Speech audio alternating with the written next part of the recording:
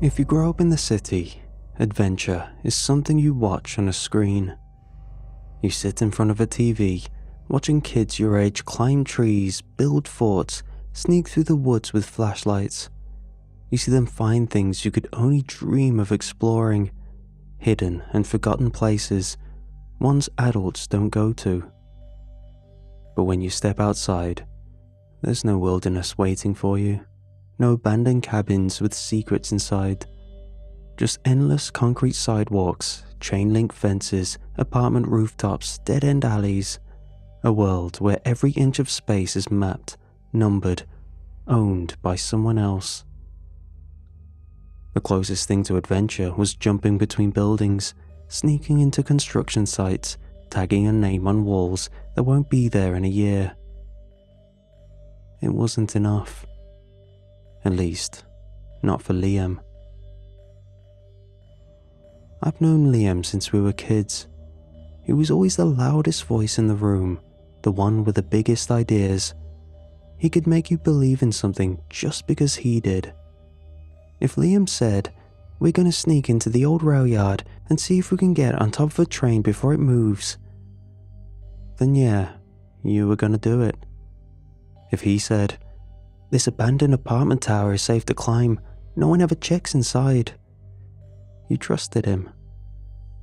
And most of the time, he was right. Ethan, on the other hand, was the opposite. He was quiet, thoughtful, always last to agree. But he never backed out. He always stood just behind Liam and I, arms crossed, scowling, always looking like he was seconds away from saying, "This is stupid." But he never actually did. Ethan didn't love the things we did, but he loved being there. I fell somewhere between them. Liam led, Ethan hesitated, and I was the one who said, "Screw it, let's go." That was our balance. That was how it had always been. Until Liam said, "I think I know what we should do." And we said, "What?" And he said, "Let's get out of the city." We were sitting on the roof of a half-finished apartment complex, watching cars blur below us, the hum of the city swallowing our words. Liam was scrolling through his phone, flicking between photos of forests, lakes, abandoned buildings half swallowed by trees. "This is what we're missing," he said. "We waste all our time sneaking into places that suck. Look at this. Actual abandoned places, out in the woods, no cameras, no fences.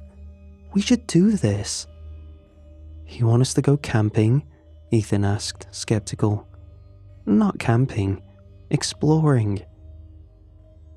Ethan sighed. "How do you even find a place like that?" "I already did," Liam said, grinning. He turned his phone, showing us a grainy satellite image, a patch of woods just past the city limits near an old, unnamed road. "There's something there, a building or...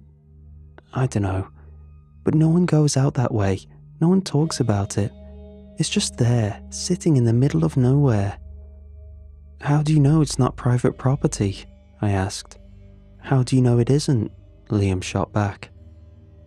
Ethan scoffed. "That's a solid argument, dude. Really airtight." Liam ignored him, leaning forward, eyes bright. "Come on, just one trip. We leave Saturday morning, check it out, and come back before dark. Just like the kids in the movies. Just one time." I could see it in his face. He'd already decided, and part of me already knew that I had as well. Ethan sighed, shaking his head, but he didn't say no. The weekend came, and we went. It felt weird stepping onto a bus that took us away from the city instead of deeper into it, watching the skyline shrink behind us, disappearing behind hills and stretches of open road. I caught Ethan staring out the window, watching the trees go past, hands clenched on his backpack straps. Liam was grinning. He kept checking his phone, double-checking the location he'd found. "Almost there," he said, eyes shining. The bus let us off at a half-empty gas station where the only road ahead stretched into the trees. It felt different here. The air was quieter, almost peaceful, like we had stepped out of our world and into another. Liam was the first to walk toward the tree line, sneakers crunching against the dirt. "Let's go," he said. We followed. The woods were bigger than I expected, not just taller, but deeper. The city was all about height, skyscrapers, bridges, endless metal stacked toward the sky. This was different. It felt old and alive. The trees stretched high above us, branches twisting like veins against the sky. The air was cooler here, thick with the scent of dirt and pine. The only sounds were our own footsteps, the occasional snap of a branch, and the distant hum of something unseen, wind through leaves or something else entirely. For the first time in my life, I felt small. And from the look on Liam's face, he'd never felt bigger. "See?" he said, spinning in a slow circle, arms outstretched like he was soaking it in. "This is what I'm talking about. This is what we've been missing." Ethan muttered as he kicked a rock. But I could tell. Even he was feeling it. We ran through the trees like kids, throwing rocks into a half-dried stream, scaling fallen logs like we were climbing mountains. At one point, Liam grabbed a branch, swinging from it like Tarzan, whooping before dropping into a pile of leaves. We were in it. A real adventure. For once, this wasn't something we were watching on a screen. We were living it. And then Liam found the building we'd been looking for. It was almost hidden, swallowed by the trees. At first it looked like a hill, covered in vines and dead leaves, like the forest had tried to pull it underground, to erase it.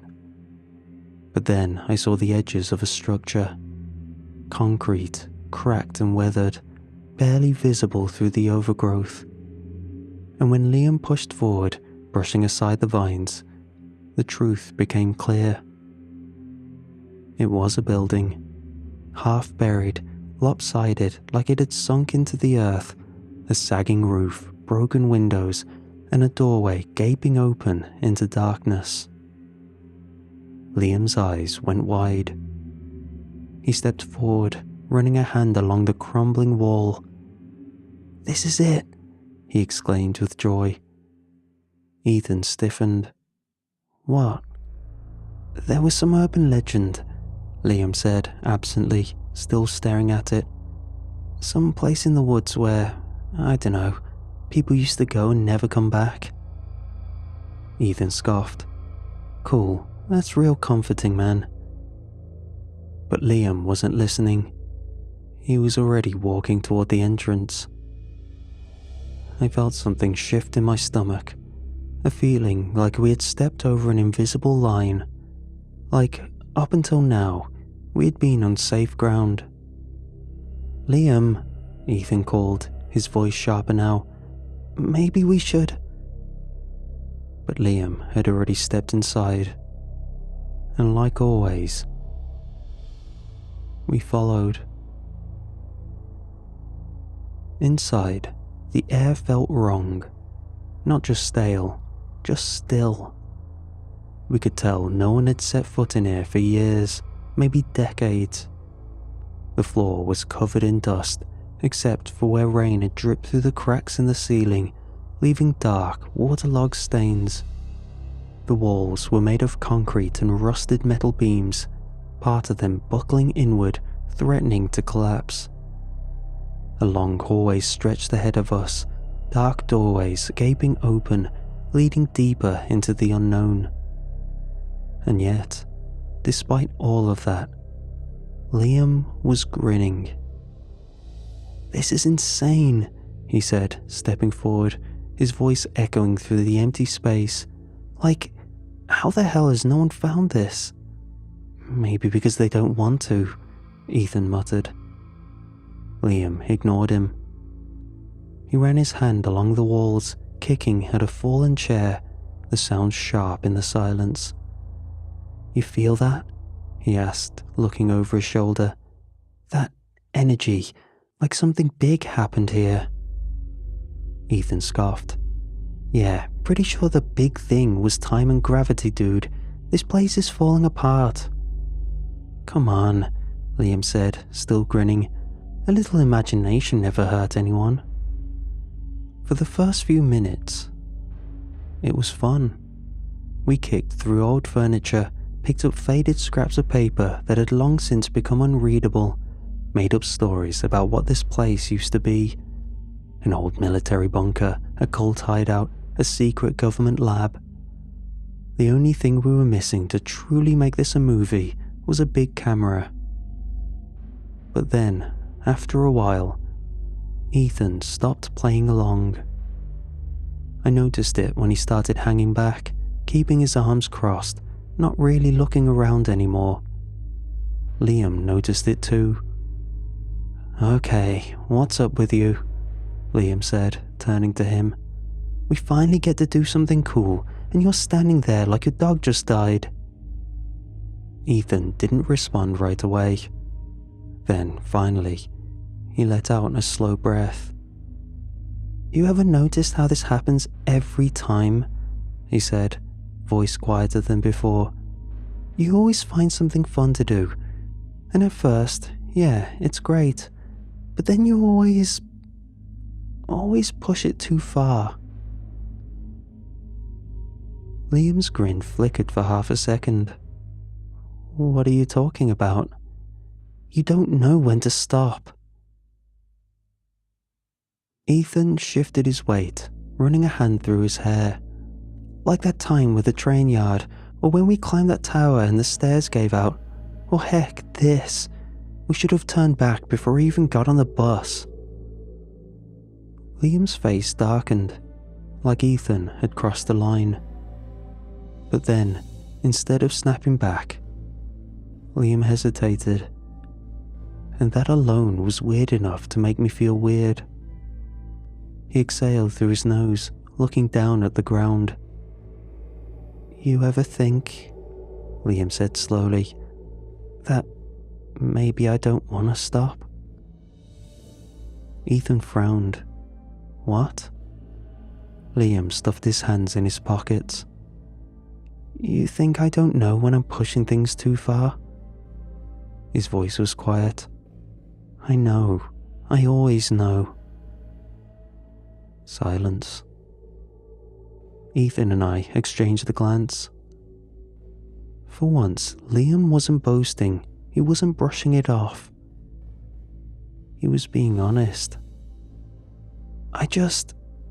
Liam ran a hand over his face. "I don't like being home, okay? It's like, every time I'm there, I feel like I can't..." He stopped, readjusting his posture. Then, finally, "I just don't want to feel the way I feel at home." The words hung there. For a moment, none of us spoke. Ethan looked like he wanted to say something, maybe something important. But before he could, something moved. A rustling noise somewhere deeper into the building. All three of us froze. Liam's head snapped up. "Did you hear that?" Ethan took a step back. "It's probably just this old building. You see the state it's in," he muttered, but there was no conviction in his voice. Then it happened again. A shuffle and a scrape. Something was in here with us. Liam's eyes flickered toward the dark hallway ahead. A shadow stretched long against the far wall, cast by something moving just out of sight. Ethan grabbed my arm. "Guys, let's go." But Liam pushed forward.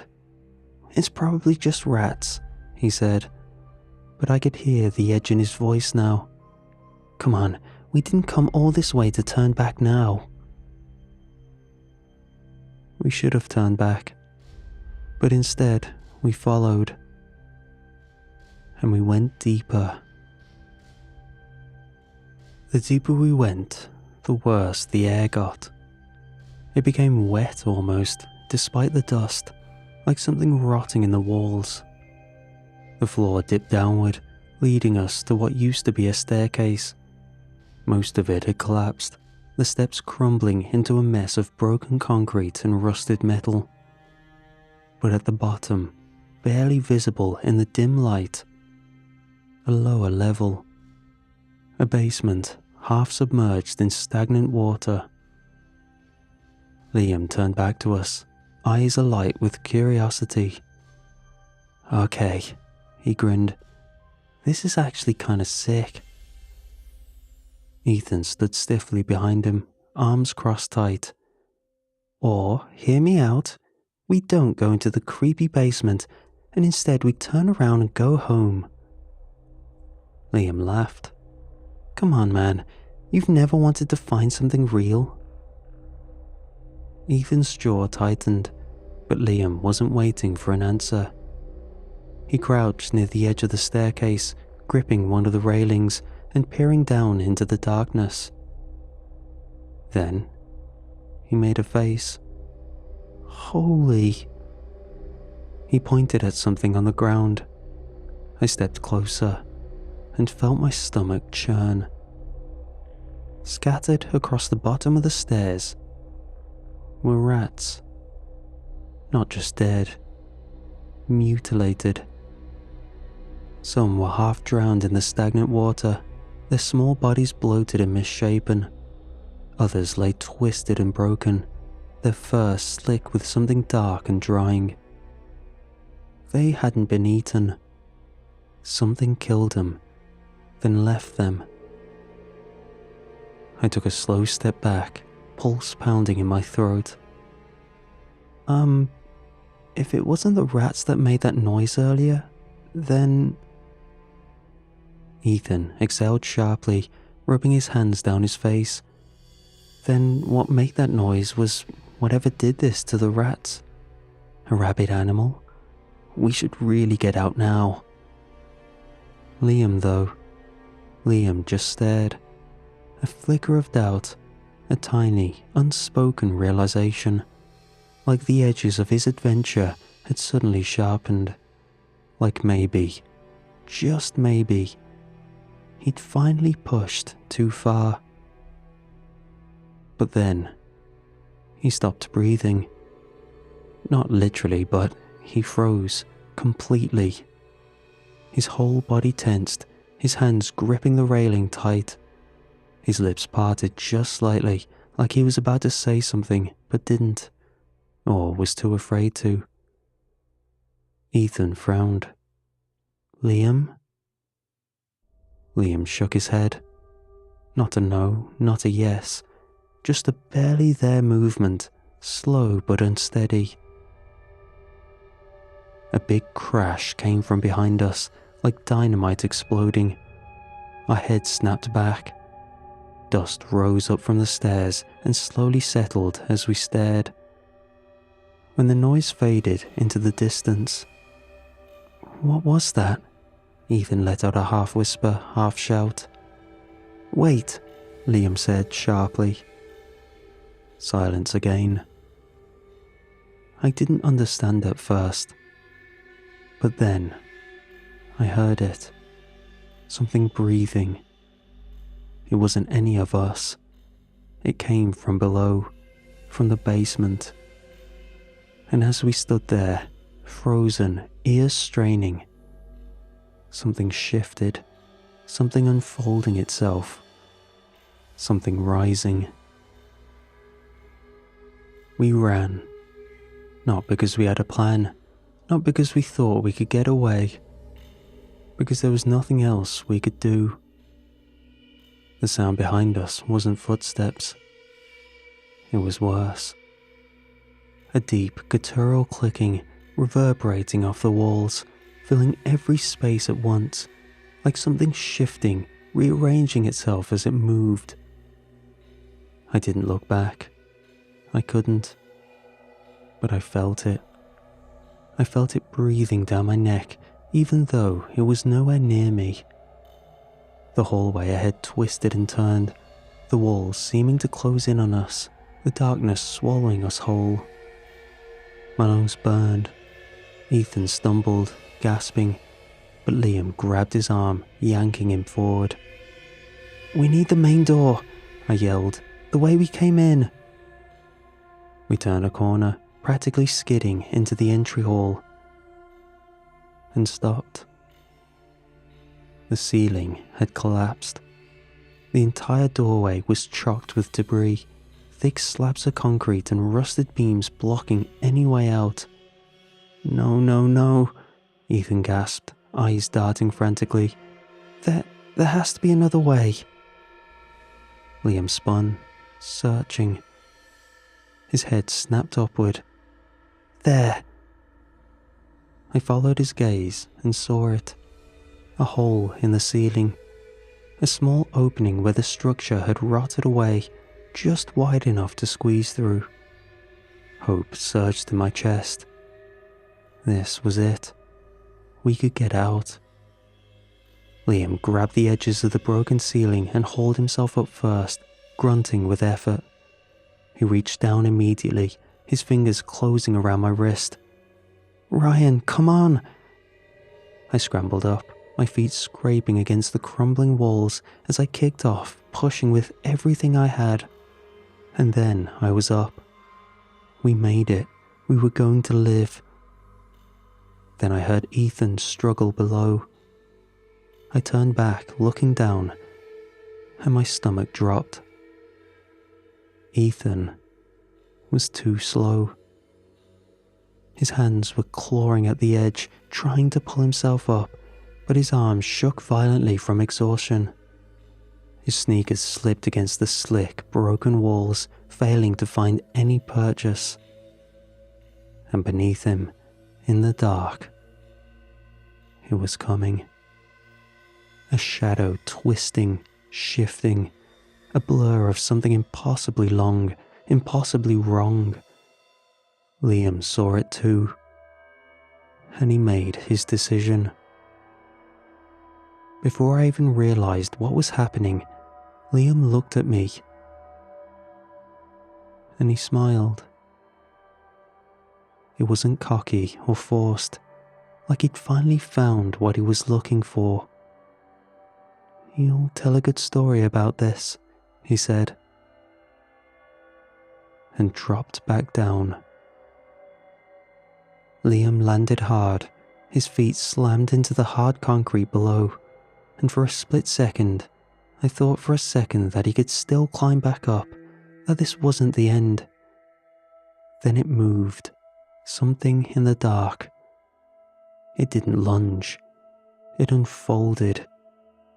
A shape crawled out from the blackness beneath the broken stairwell, stretching tall and thin, its body unnatural, wrong. I saw its arms first, long appendages with countless joints, all cracking in unison, fingers shaped like hooks. Then its head tilted up. It had no eyes or face to speak of, just a smooth stretch of bone-white skin pulled tight over a shape that resembled something between human and a dog. It didn't make a sound. Liam spun toward Ethan. "Go!" Ethan froze. He just stood there, wide-eyed, lips moving but making no sound. Liam grabbed him, fingers twisting the fabric of Ethan's hoodie, boosting him up.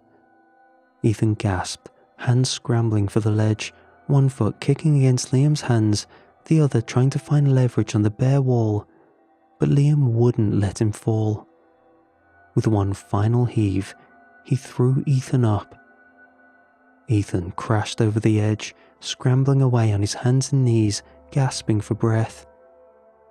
"Liam!" I reached for him. Both of us did. But it was too late. The creature's arms shot forward, and Liam screamed. It wrapped around his chest with impossible speed, pulling him backward and back down to the ground. His body skidded against the dry concrete, sending dust and debris into the air. He tried grabbing anything on the ground to hoist himself up. Ethan reached down as far as he could, so far that he would have fallen back in if I hadn't caught him. But it wasn't enough. The ceiling creaked under our weight. The walls groaned, dust and stone raining down from above, shifting beneath our weight.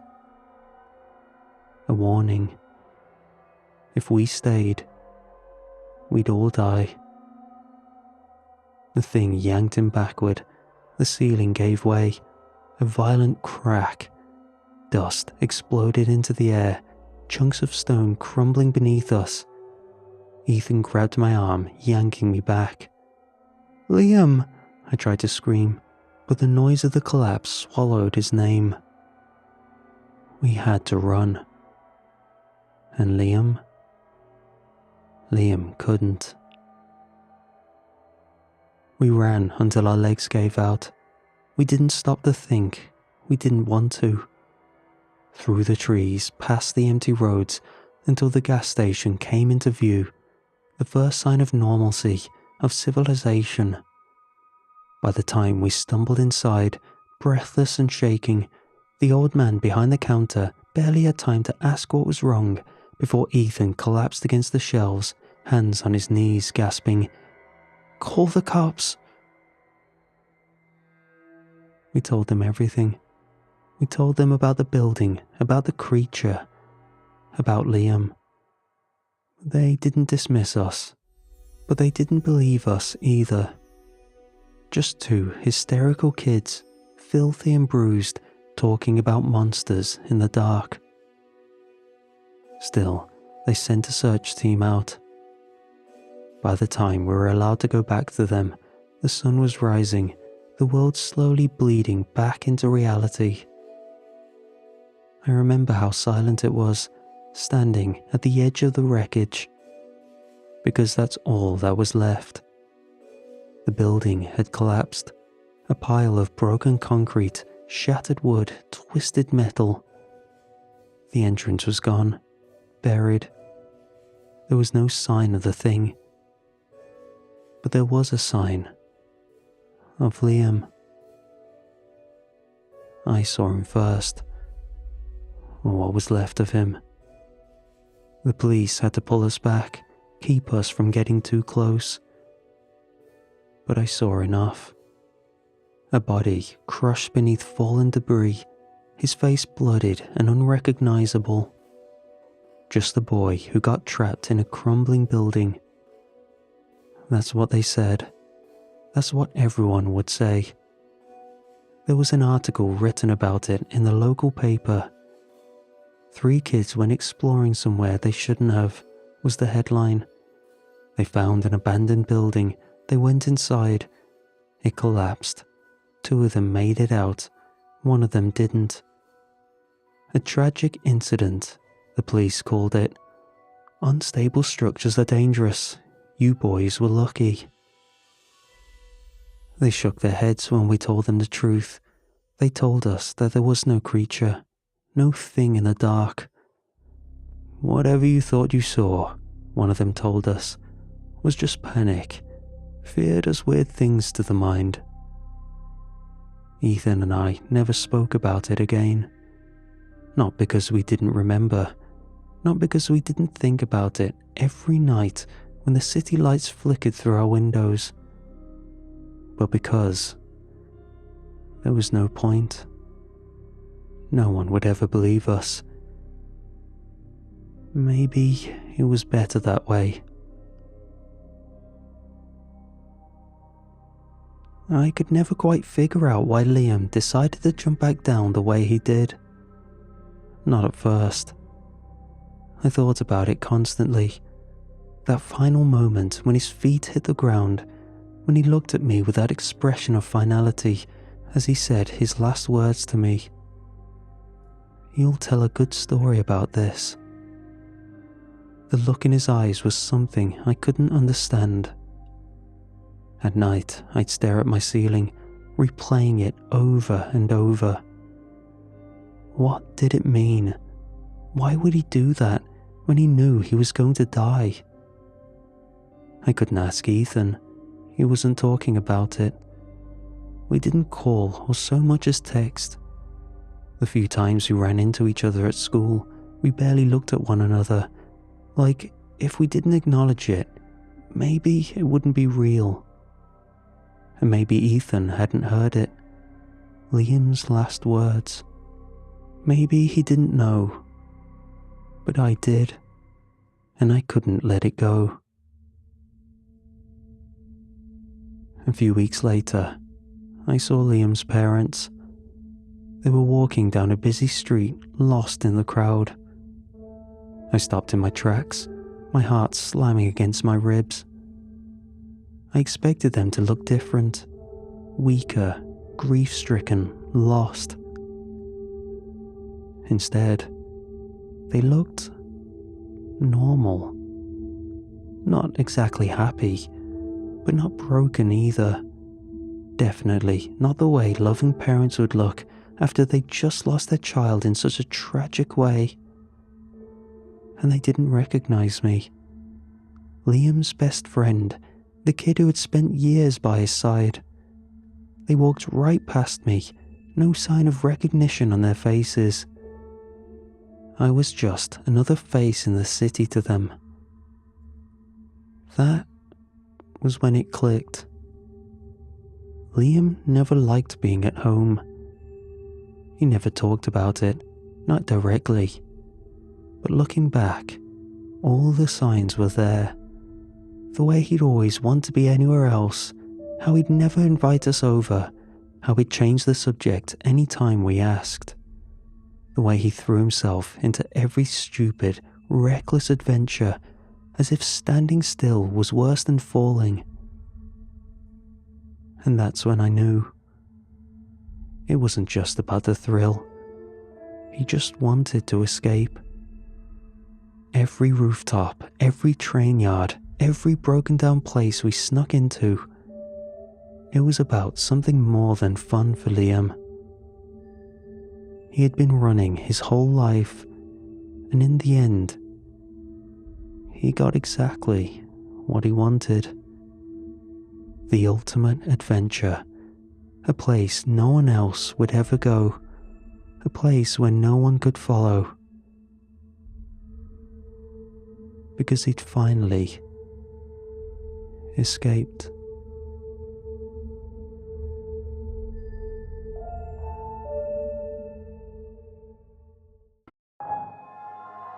I grew up in a small, single-story house on the outskirts of town.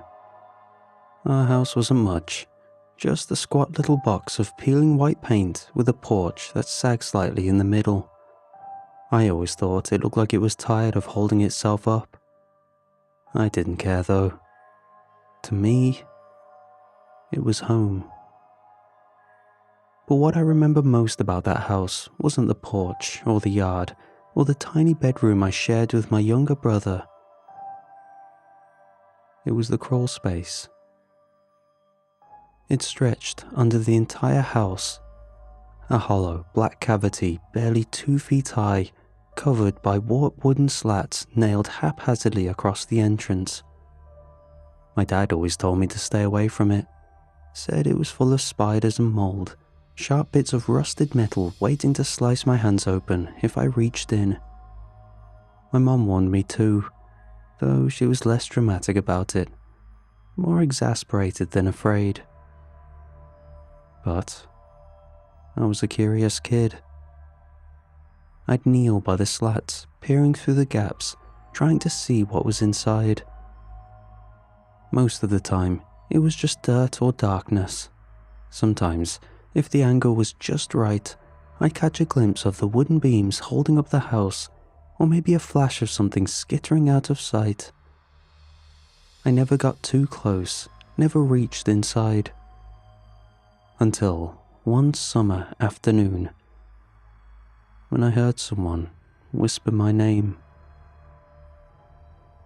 I was playing in the backyard alone, kicking a plastic soccer ball around, when I heard it, faint at first, a dry voice slipping out from beneath the house like a draft. When the voice slipped out from beneath the porch, it was so soft, I almost didn't hear it over the sound of the ball bouncing. I stopped, turned toward the crawl space.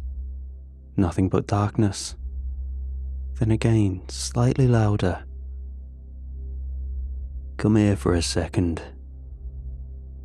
Any adult would have ran inside, alerted the police, or done anything.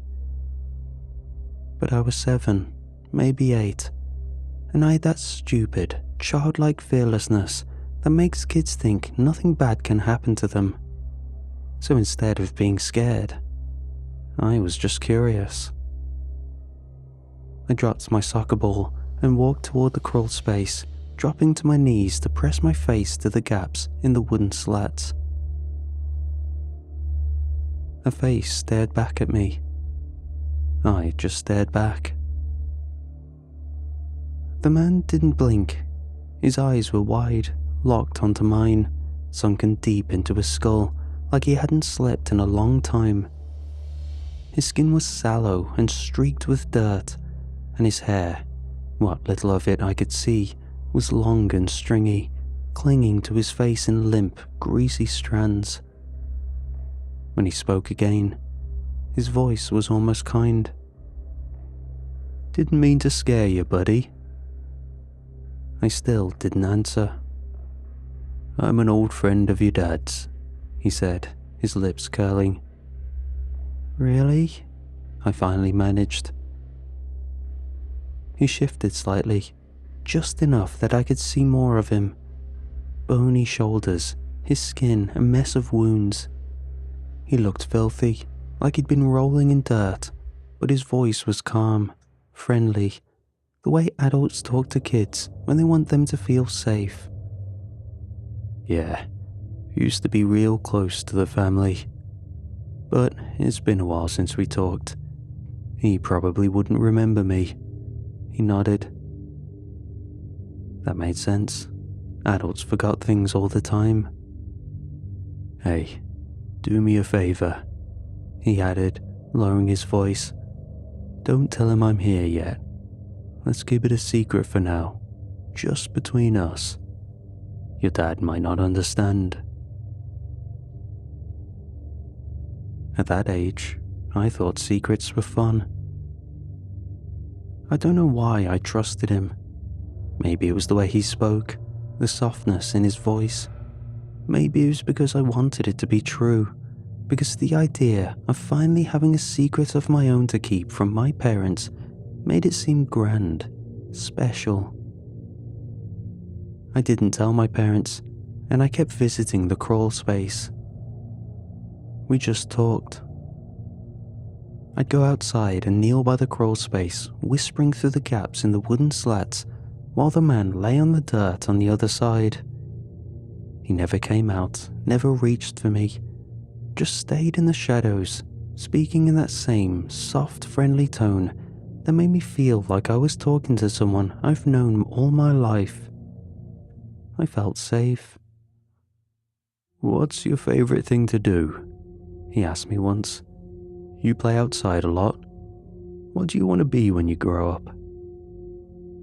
His questions were harmless at first, and he listened so intently, like every little thing I said was the most important thing he'd ever heard. I liked that. But over time, the questions started to change. "Your dad still works late, huh?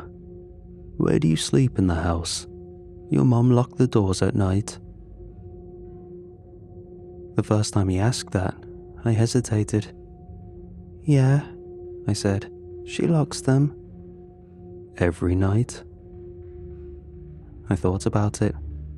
Sometimes she forgets, I admitted. He was quiet for a long time. Really? He finally asked.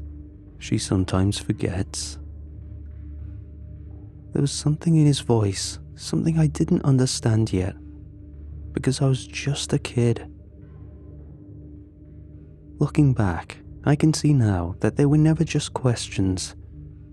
They were tests, each one peeling back another layer, gauging how much I knew, how much I was willing to tell him, how much influence he had over me without me even realizing it.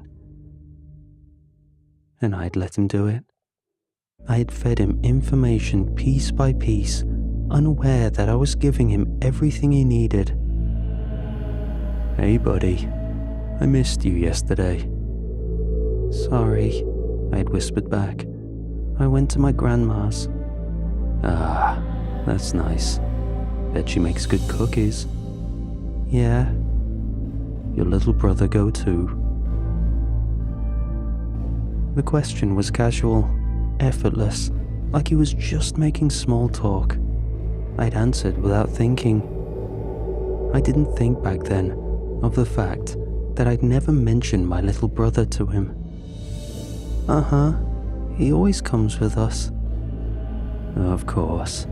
Can't leave the little guy behind, huh? I laughed.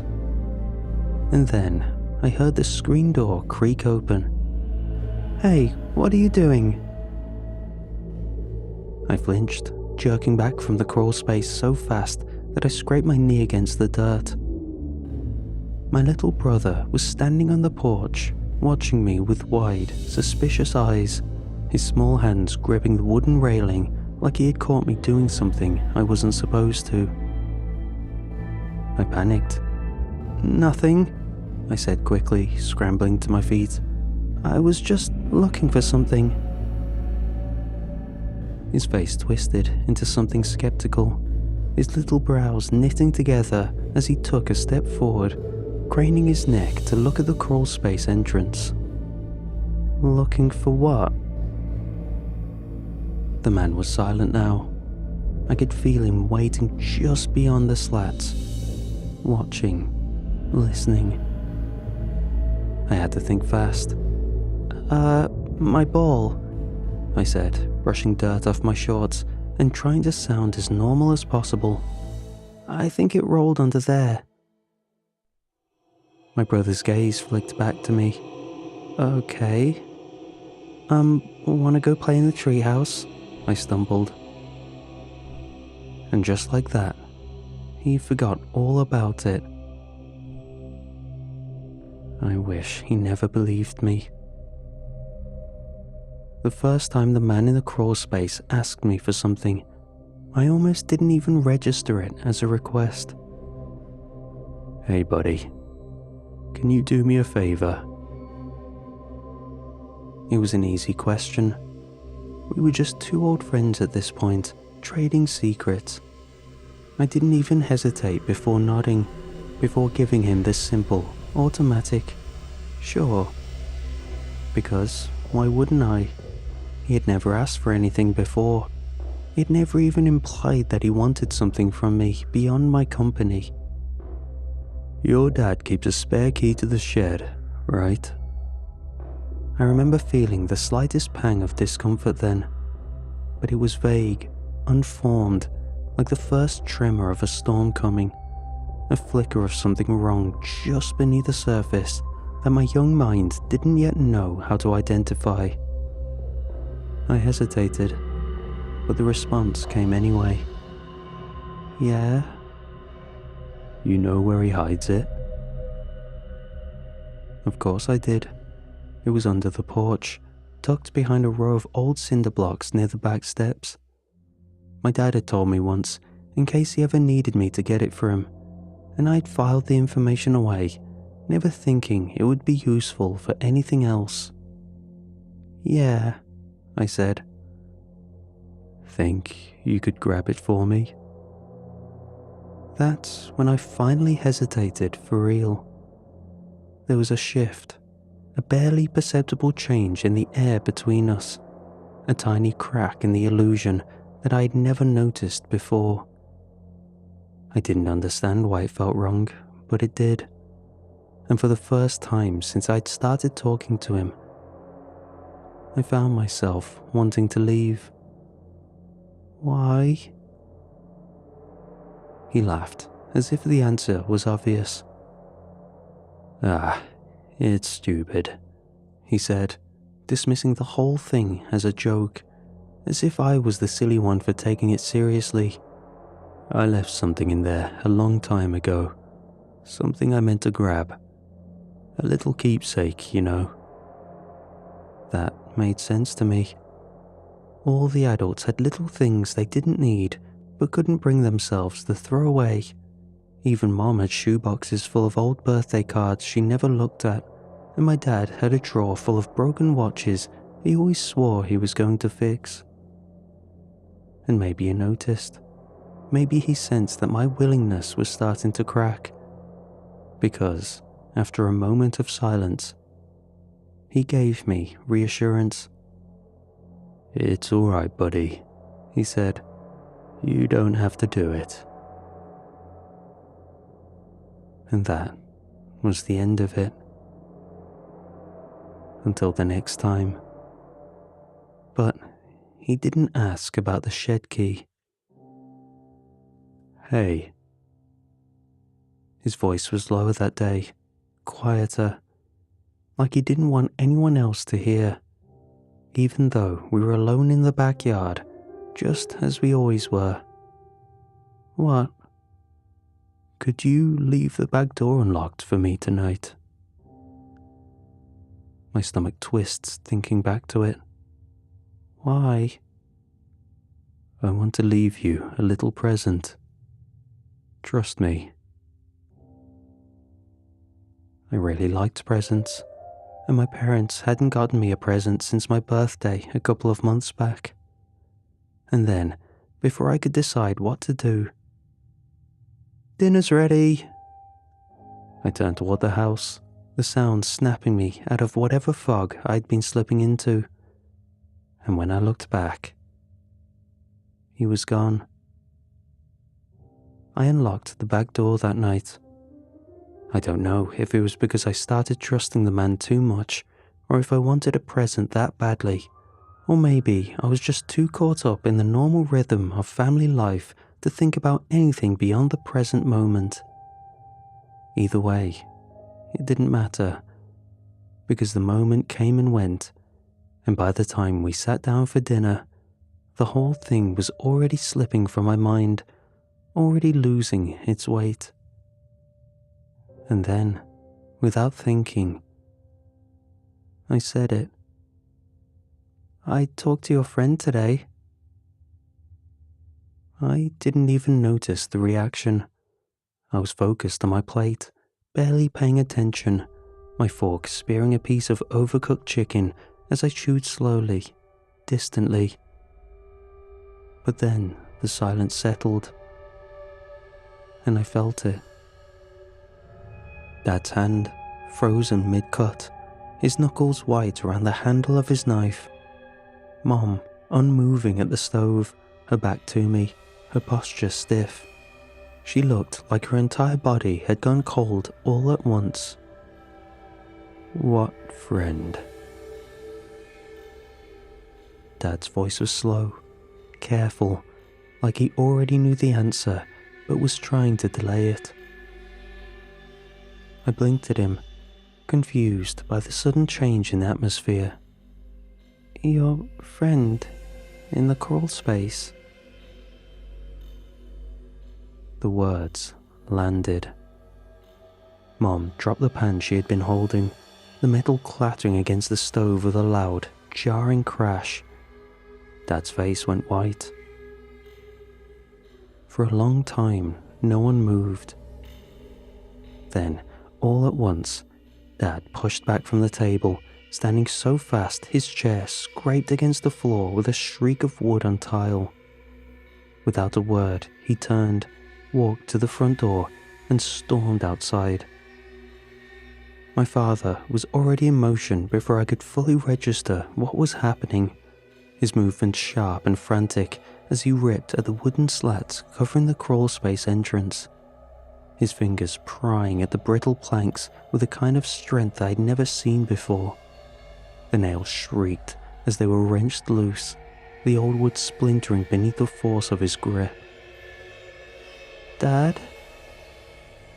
My voice came out small, but he didn't answer. He was breathing too hard, too fast, his hands shaking as he pulled away the last of the boards and tossed them aside. The entrance to the crawlspace yawned open before us, a gaping black mouth cut into the earth. Dad grabbed the flashlight from his belt, flicked it on, and shined the beam inside. For a moment, I expected to see him. I expected the pale, thin man from beneath our house to be crouched in the dirt, his sunken eyes reflecting the beam of light as he stared. But there was nothing, just emptiness. The flashlight beam swept across the crawl space, illuminating nothing but bare dirt and cobwebbed wooden beams. The air that wafted out smelled stale and sour, thick with the scent of damp rot and things that had been left to decay in the dark for too long. There were no footprints in the dirt, no sign that anyone had ever been inside. No mattress, no discarded clothes, no remnants of a person who might have been living there. Maybe I'd made up the entire thing in my head, a game of pretend that had spiraled out of control. But then, the flashlight beam passed over something small and familiar, something that shouldn't have been there. A shoe. Tiny, red, half covered in dirt. I felt a jolt of recognition before my mind fully processed what I was looking at. My stomach twisted violently, and the air seemed to thin around me, the world tilting sideways as I stared at it, because I knew that shoe didn't belong to me. It belonged to my little brother. What the hell? My dad's voice was hoarse, cracking at the edges as he stepped closer, his flashlight trained on the single, out-of-place object sitting in the dirt. His hands clenched at his sides, his whole body rigid with tension. He turned toward me, his face pale. "Where is your brother?" The words barely had time to register before my mother's voice rang out from behind us. "Who are you talking about?" I turned and saw her standing in the doorway, looking at us with an expression of deep, unsettled confusion, her brows furrowed as she took in the scene before her. "Who was in the crawl space?" she asked again. And then the screaming started. I don't remember running inside.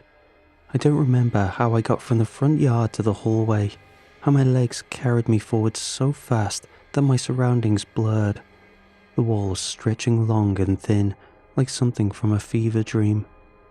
I don't remember how I ended up right behind my father, or how my mother's voice, shouting something I couldn't understand, faded into a dull hum at the edges of my mind. I only remember the screaming.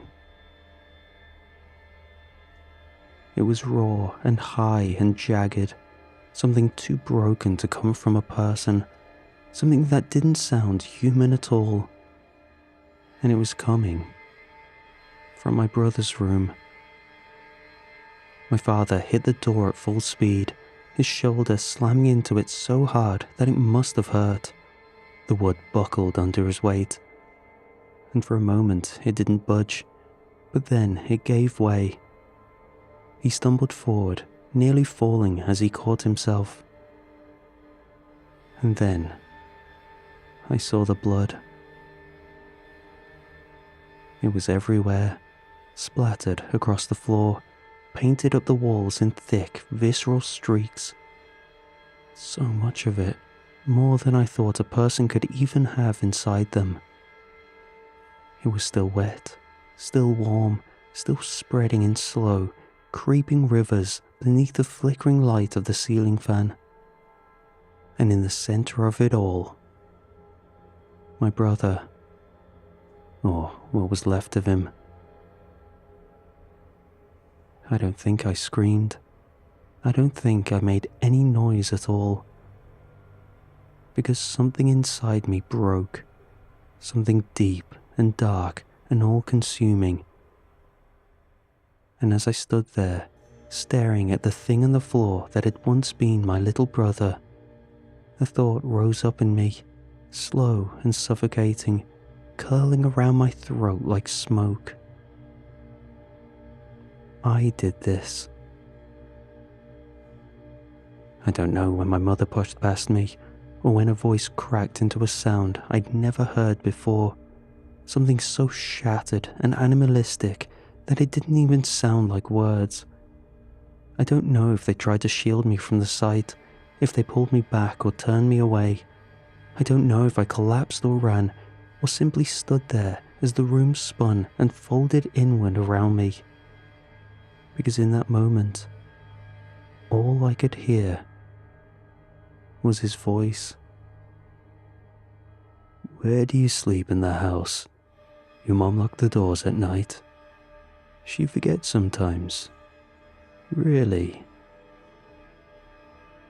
The realization came slowly.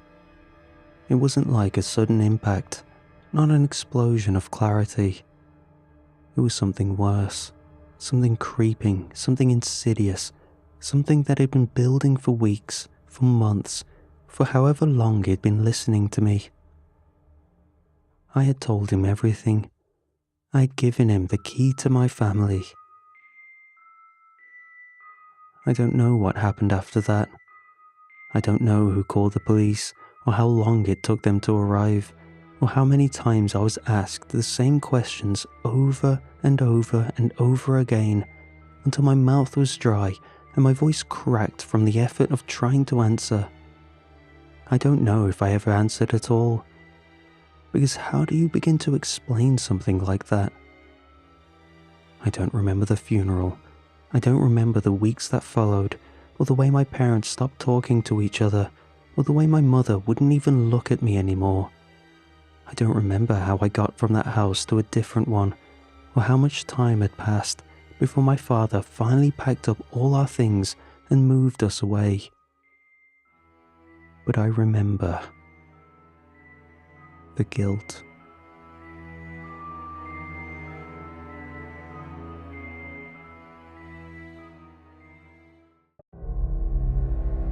The church was empty. It was just me, the candles, and the rain tapping against the stained glass like a restless child. It had been storming since dusk, an unending curtain of water from a bruised sky. I sat in the confessional with my hands folded loosely in my lap and my eyelids heavy, but not from a lack of sleep. It had been a long day with 2 funerals, a hospital visit, and a broken boiler in the rectory. I just started to think I might close early when I heard the door at the back of the sanctuary open. A gust of wet air followed someone in, along with hesitant footsteps, much different from a regular parishioner's confident pace. I straightened. Then the curtain slid aside. I heard the soft squish of wet fabric as they settled on the opposite side of the confessional. Then a faint rasp of his breath, and how his weight shifted, like someone fighting the instinct to bolt. Finally, he spoke, low and unsure, but clear. "Forgive me, Father, for I have sinned." The ritual took over. My voice came easily and automatic, though something in my chest had tightened. "God is always watching, my son," I said. "Speak freely. The Lord offers mercy to all who seek it." At first, he said nothing in return, yet the way the air changed betrayed his lack of response. I knew then that he was going to tell me something, and it wasn't going to be easy. His voice came again, steadier now, like he had stepped back into the safety of memory. "I grew up on a farm," he said.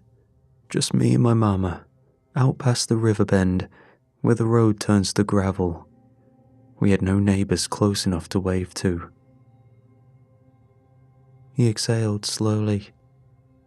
She was a believer. She didn't just speak the word. No, she lived it.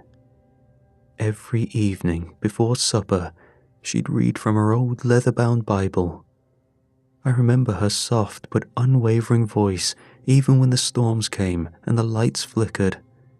She'd light a single candle and read Psalm 23 like it was a promise she was making to both of us.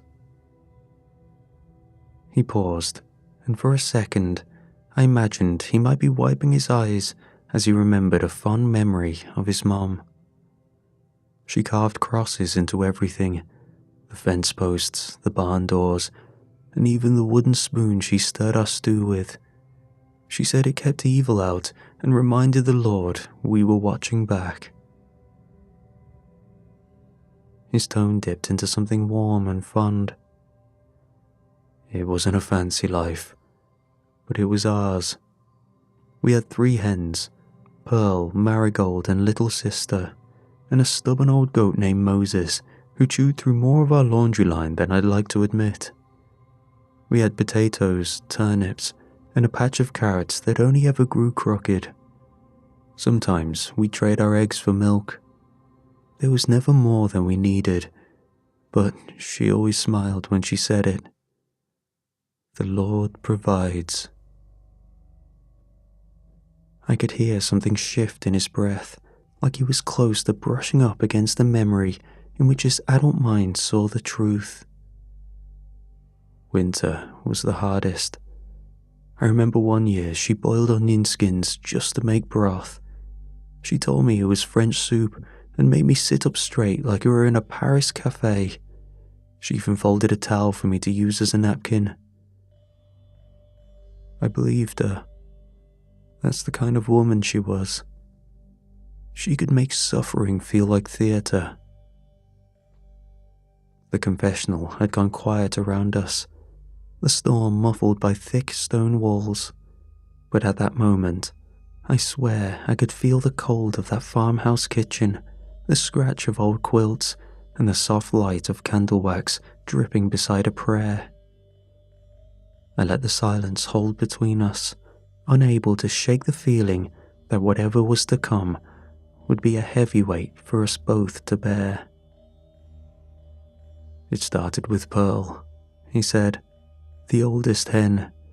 She stopped laying, which wasn't unusual. But then she started acting odd, wandering in circles, pecking at her own feathers.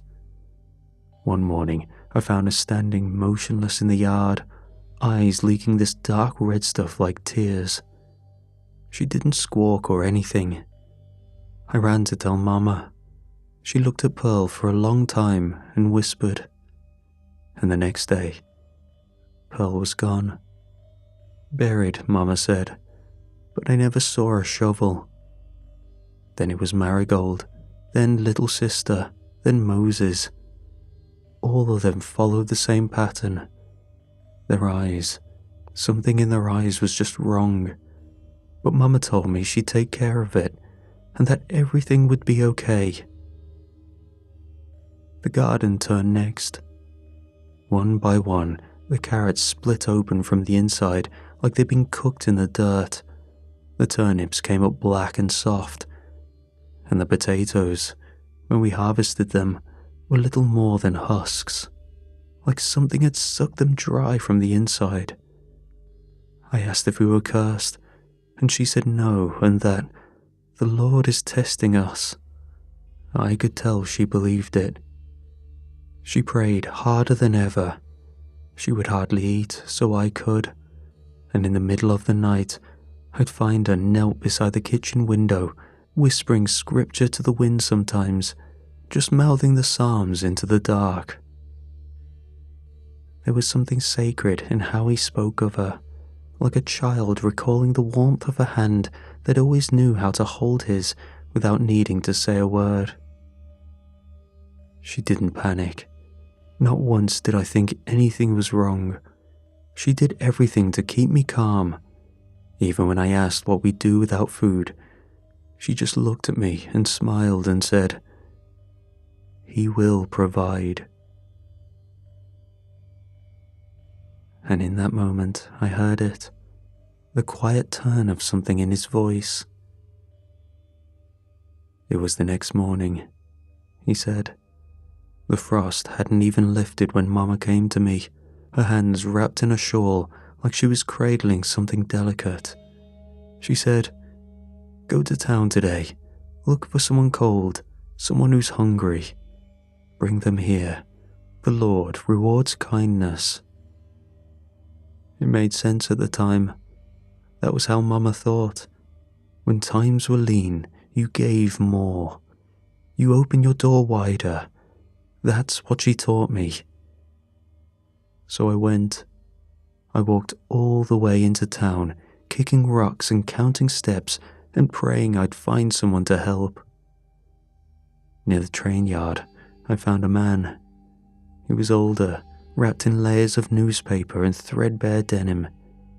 He was humming to himself, eyes half closed like he was dreaming of food. I told him we had warm soup and fresh bread, a barn to sleep in, if he didn't mind the hay. He looked at me like I was a ghost. Then he followed. Mama greeted him like she'd known him all her life. She called him brother. She sat him down at our little table and served him a bowl of stew. The smell was so strong it made my mouth water, and the bread was still warm. I don't remember where she said she got the flour. I didn't think to ask in fear that it would disappear if I acknowledged it. He stayed the night in the barn. I brought him an old quilt and a lantern. He thanked me and said we were angels. The next morning, he was gone. Mama said he'd left early. She said he was grateful and traded us some things before he went. He inhaled, sharp and shallow. There was meat on the table that morning. Real meat, pink, marbled, steaming in its own broth. She said it was a blessing and the man had traded goods. And I didn't question it. I just thanked God. After that, we always had something. Not a lot, but enough. Every few weeks, she'd send me again to find someone alone and hungry. I didn't understand it then. She started a new tradition where, just before eating, she'd take white linen napkins from the drawer we only used on Christmas and carefully draped it over her head so it hung down like a veil. She told me to do the same. I remember the first time I giggled and said she looked like she was playing dress-up. But she didn't laugh. She just looked at me through the cloth and said, "That's the point, baby. We hide our faces so God doesn't have to watch us eat. We eat in private, hidden from the eyes of heaven." And then we'd say the same prayer, always the same words, like a song only the two of us knew. "Lord, bless this meal, bless the soul who gave it, and keep our hands from shaking as we take what was given in grace." She made me whisper it 3 times before touching the spoon. It was never skipped. He swallowed. We'd eat in silence, chew slowly, and pray again when we were done. I was a child. I didn't understand. all I knew was I gained a weird sense of hunger that only that meal could quench. I sat back slightly in the confessional, the warmth of the wood against my shoulder doing little to ground me. I wanted to believe this was all a metaphor, that he was speaking in the language of parable, of symbolic hunger and strange rituals born of grief or madness. But some part of me that was a sharpened instinct honed from years of hearing the worst of people wondered where those people he had brought home had gone. The ones who never came back, who were needy, yet still had things to trade. Still, I could not accuse. That wasn't my place. But I felt the hair at the back of my neck begin to rise.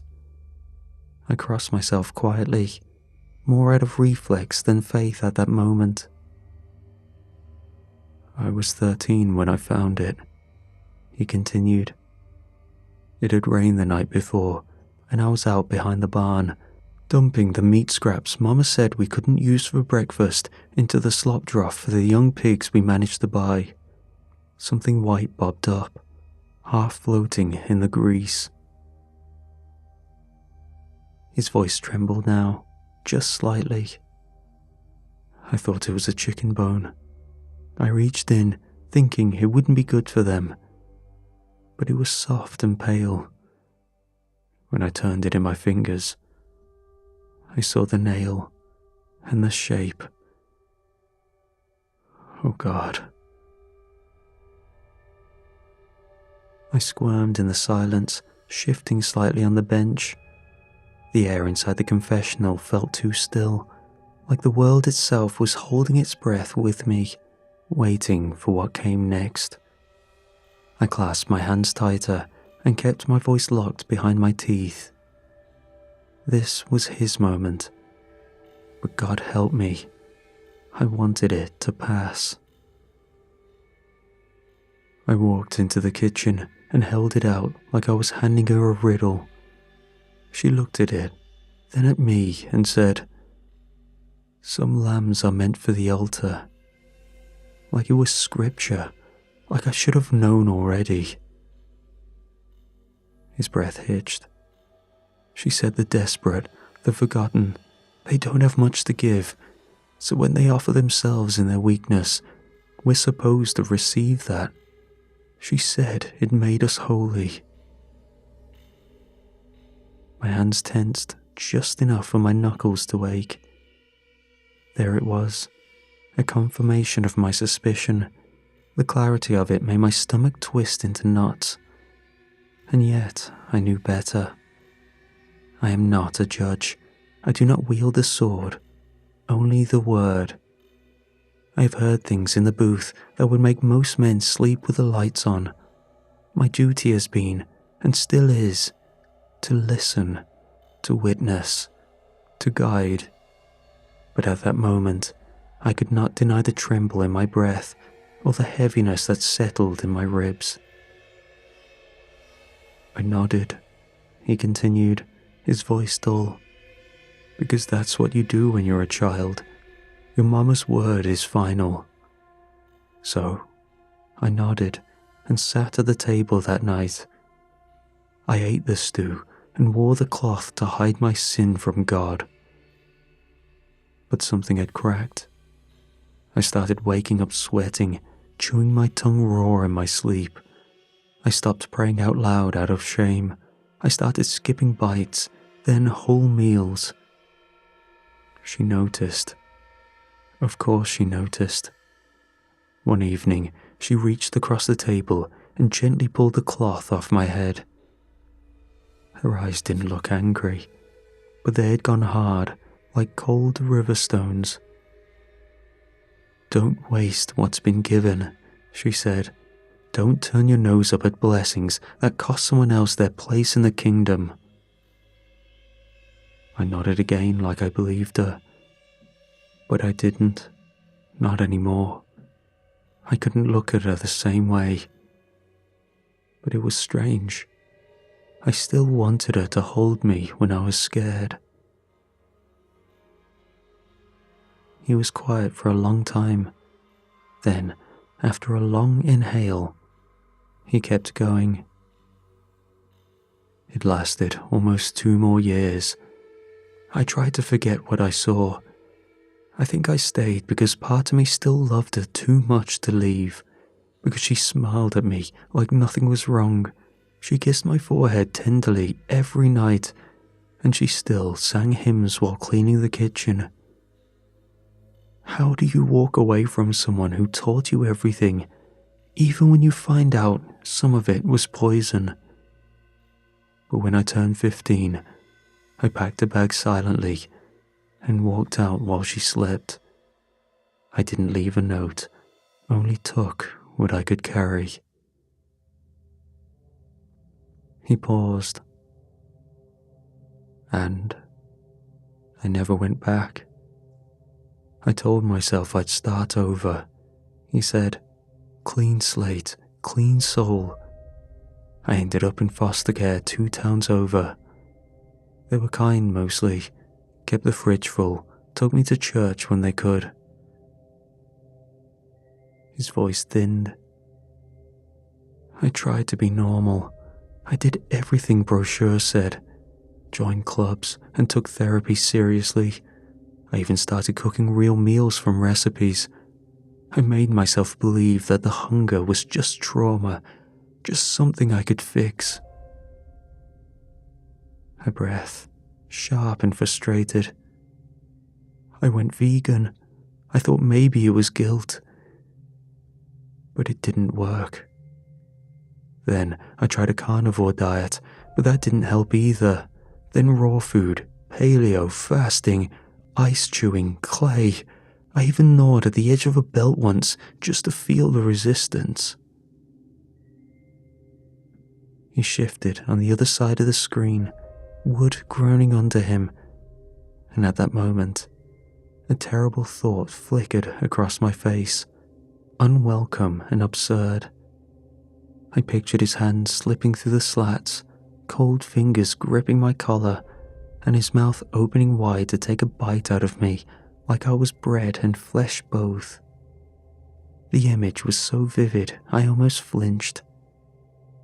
It was a silly thought, one I was not proud of, but it sat there, pulsing at the edge of my reason, refusing to be dismissed. Every meal was a disappointment. Every bite tasted like paper. Even the things I used to love, like roast chicken, cornbread, sweet potatoes with brown sugar, they all turned to ash in my mouth. His voice dropped lower than it had all night. I know now what it is I miss. He let the words settle like dust in a crypt. It didn't hit all at once. It came in flashes. The smell of broth, the way candlelight hit steam, the weight of linen over my head was so nostalgic. I thought I was just remembering. But it wasn't memory. It was want. A need. I told myself I could resist, that I was better than her, that I didn't have it in me. But the hunger, I planned it carefully. I chose a man I saw often on the corner outside the train station. He wore a grey hoodie and plastic bags around his shoes. He never asked for anything, just sat there. I watched him for a week, made sure he was alone, that he didn't speak to anyone, that no one would notice. If he disappeared. A pause and a breath. We walked side by side through the quiet part of town. He kept glancing at my face like he was trying to figure out if I was real. The whole time my chest ached with something that felt like guilt. He looked at me with trust, with quiet awe, like I was saving him. I wanted to deserve that, but underneath it, deeper than anything I could name, there was the hunger gnawing through every step. A single thought echoed through the prayers I muttered to drown it out. What will he taste like? At one point, he laughed, low and wheezing, and said, "You're one of the good ones, huh?" I told him I was trying to be. I brought him back to my apartment, told him I had a hot shower and some food waiting, and mentioned spare clothes, socks, and even a razor if he wanted. He looked up at me like he couldn't believe it, with eyes wide, rimmed red, hopeful in a way that made my chest tighten. "Really?" he asked, like he thought the offer might shatter if he touched it. I nodded. That's all it took, and it hurt because I knew I was lying. I let him take the hot shower first, gave him a towel I'd laid out earlier, let him eat the bread and drink the tea while some soup simmered on the stove. He looked so grateful, called me a saint, and I must have been raised right. His voice cracked slightly, but the cloth was already in the drawer. He didn't elaborate. He didn't need to. By now, I knew what that meant. I bought it from a linen shop 2 towns over, just like the ones Mama used, pressed it flat, folded it 3 times, and put it in the drawer under the knives. Silence stretched between us. The stew was rich. The meat practically melted in my mouth. I had cooked it that long. He said. I ate it under the cloth, just like before. I said the prayer, every word, 3 times like Mama. And for the first time in years, I felt full. Really full. He exhaled slowly, and I heard the shift. The tremble that had clung to him like wet wool was gone. In its place was a strange calm, like it was waiting for me to speak. So I did. I cleared my throat softly. "My son," I said, carefully measuring every word. "There are things in this world we carry that were never meant for us, burdens passed down like inheritance, cloaked in love and devotion." He didn't interrupt, so I kept going. "You are not your mother, and you are not beyond redemption, but if you truly seek absolution, it must begin with truth, followed by repentance, and then by surrender, not just of your sin, but of your will." I felt the sweat cooling at my temples. "God offers mercy, yes," I said, "but not without cost. You must never do this again. You must turn yourself in. You must choose a path that leads away from this hunger." Silence. There was a faint shift, followed by a hush, and when I peeked between the slats, he was gone. He hadn't waited for my blessing or absolution. He vanished quietly, as if the act of confession itself had been enough. And maybe, for him, it was. I sat there a while longer, hands clasped, eyes closed.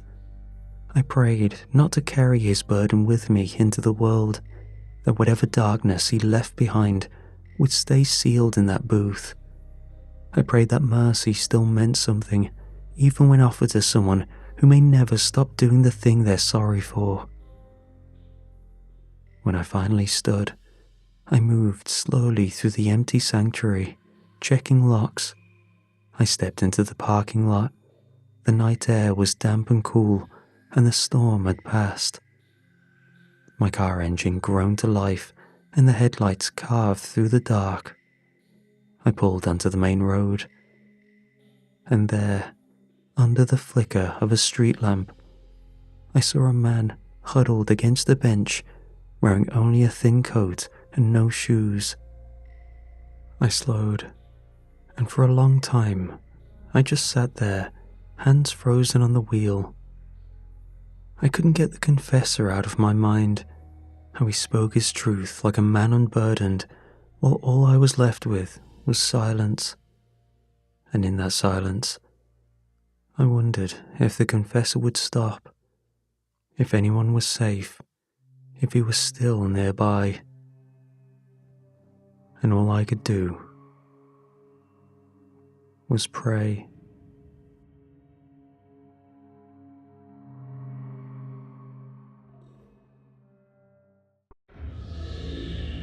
We hacked our way through the jungle like we were peeling back time itself.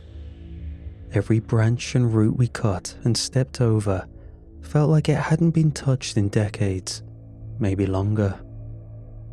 The heat pressed down on us, wet and constant, and the insects came in waves that never seemed to stop. Somewhere overhead, monkeys shrieked and fell silent just as quickly. That silence always made me pause. None of us spoke much. The machetes did the talking, slicing rhythmically as we followed the barely visible trail Lewis swore existed. I didn't see it, but he moved with a confidence, false or not, we didn't have better options. Around midday, we reached the clearing. Or, more like the jungle gave up for a second. In the middle was a rise of uneven stone, half swallowed up by moss and earth. It could have passed for a hill, if not for the exposed edge of something unmistakably artificial. Weathered concrete and the rusted corner of a metal structure poking out like a broken rib. No one said anything right away. Then, from behind me, a voice muttered, low and breathless, "There it is." We moved closer, brushing back the foliage. The moss came off in heavy sheets.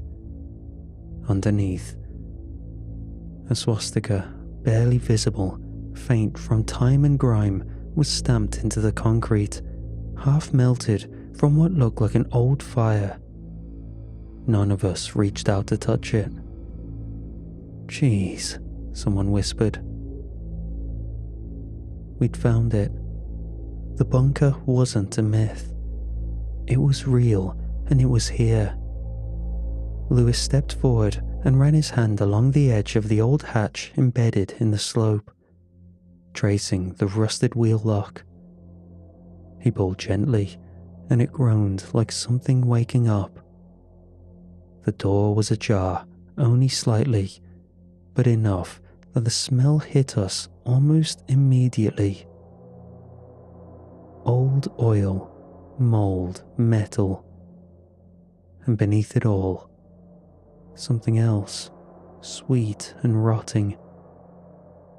"Ventilation shaft might be clogged," I offered with a chuckle. A flashlight clicked on beside me. No words, just a beam of light piercing down into a dark mouth cut into the earth. None of us said it out loud, but we knew. We were going in. The ladder was slick with condensation and rust. I climbed slowly, each rung groaning under the weight, until my boots hit the concrete floor with a dull, wet thud. The air down there wasn't just stale. It had an artificial weight to it. No power. That much was immediately clear and expected. The ceiling fixtures overhead were shattered, wiring frayed and exposed like vines, brittle and dead. The corridor stretched out ahead of us in both directions. Jonas stepped past me first, hand brushing the wall as we moved. "Concrete still solid," he muttered. "Reinforced. This wasn't some half-baked shelter." We passed a rusted plaque, the German text barely legible. Sector 1, Unterkunft quarters. The rooms were narrow, lined on either side of the hall like cells. Inside, rows of metal bed frames stripped of sheets. What remained of the mattresses had slumped into soft mounds of black. Mushrooms had taken root in one.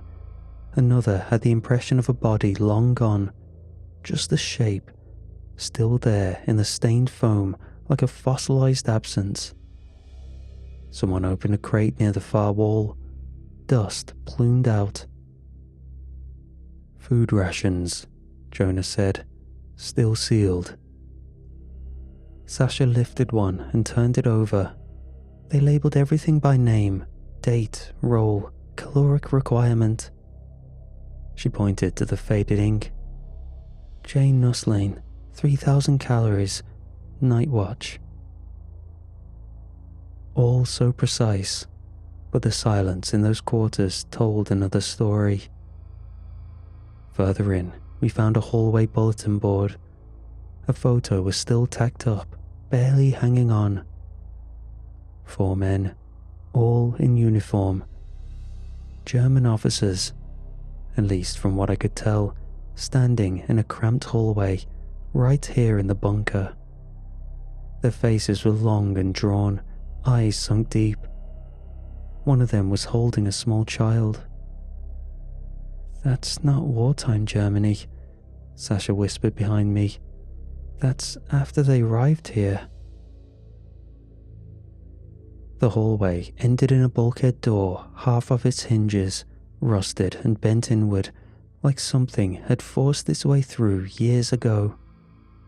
We ducked inside and found the largest room yet. Storage maybe, though half the shelving had collapsed and a fine film of mould coated the floor. Amid the wreckage was a scorched binder. Jonas flipped it open gently, and half of it crumbled in his hands. "Manifest," he said, eyes narrowing. "Look at this." Typed names in columns, serial numbers, dates of birth, occupation. 978 entries. Men, women, children. Sasha leaned over his shoulder, lips moving silently as she scanned. They listed them all. Nurses, engineers, even barbers. "No ranks?" I asked. She shook her head. "Only functions. They were building a self-contained population." In the far corner, we found the radio room, or what was left of it. Shattered glass and twisted knobs lay scattered across the floor like shrapnel. An old broadcasting mic hung from its wire, swinging slightly in the humid draft.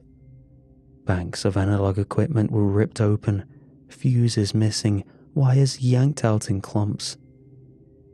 Dr. Kettley crouched down next to one unit and muttered, "This was military grade, state-of-the-art for the time." "Sabotage?" I asked. He didn't answer, but the way he stood up told me everything. We lingered in the radio room longer than we should have.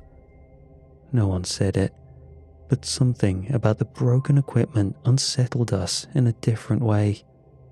Not just because it was destroyed, but because it had been intentional, as if someone had wanted to make sure no word ever left this place again.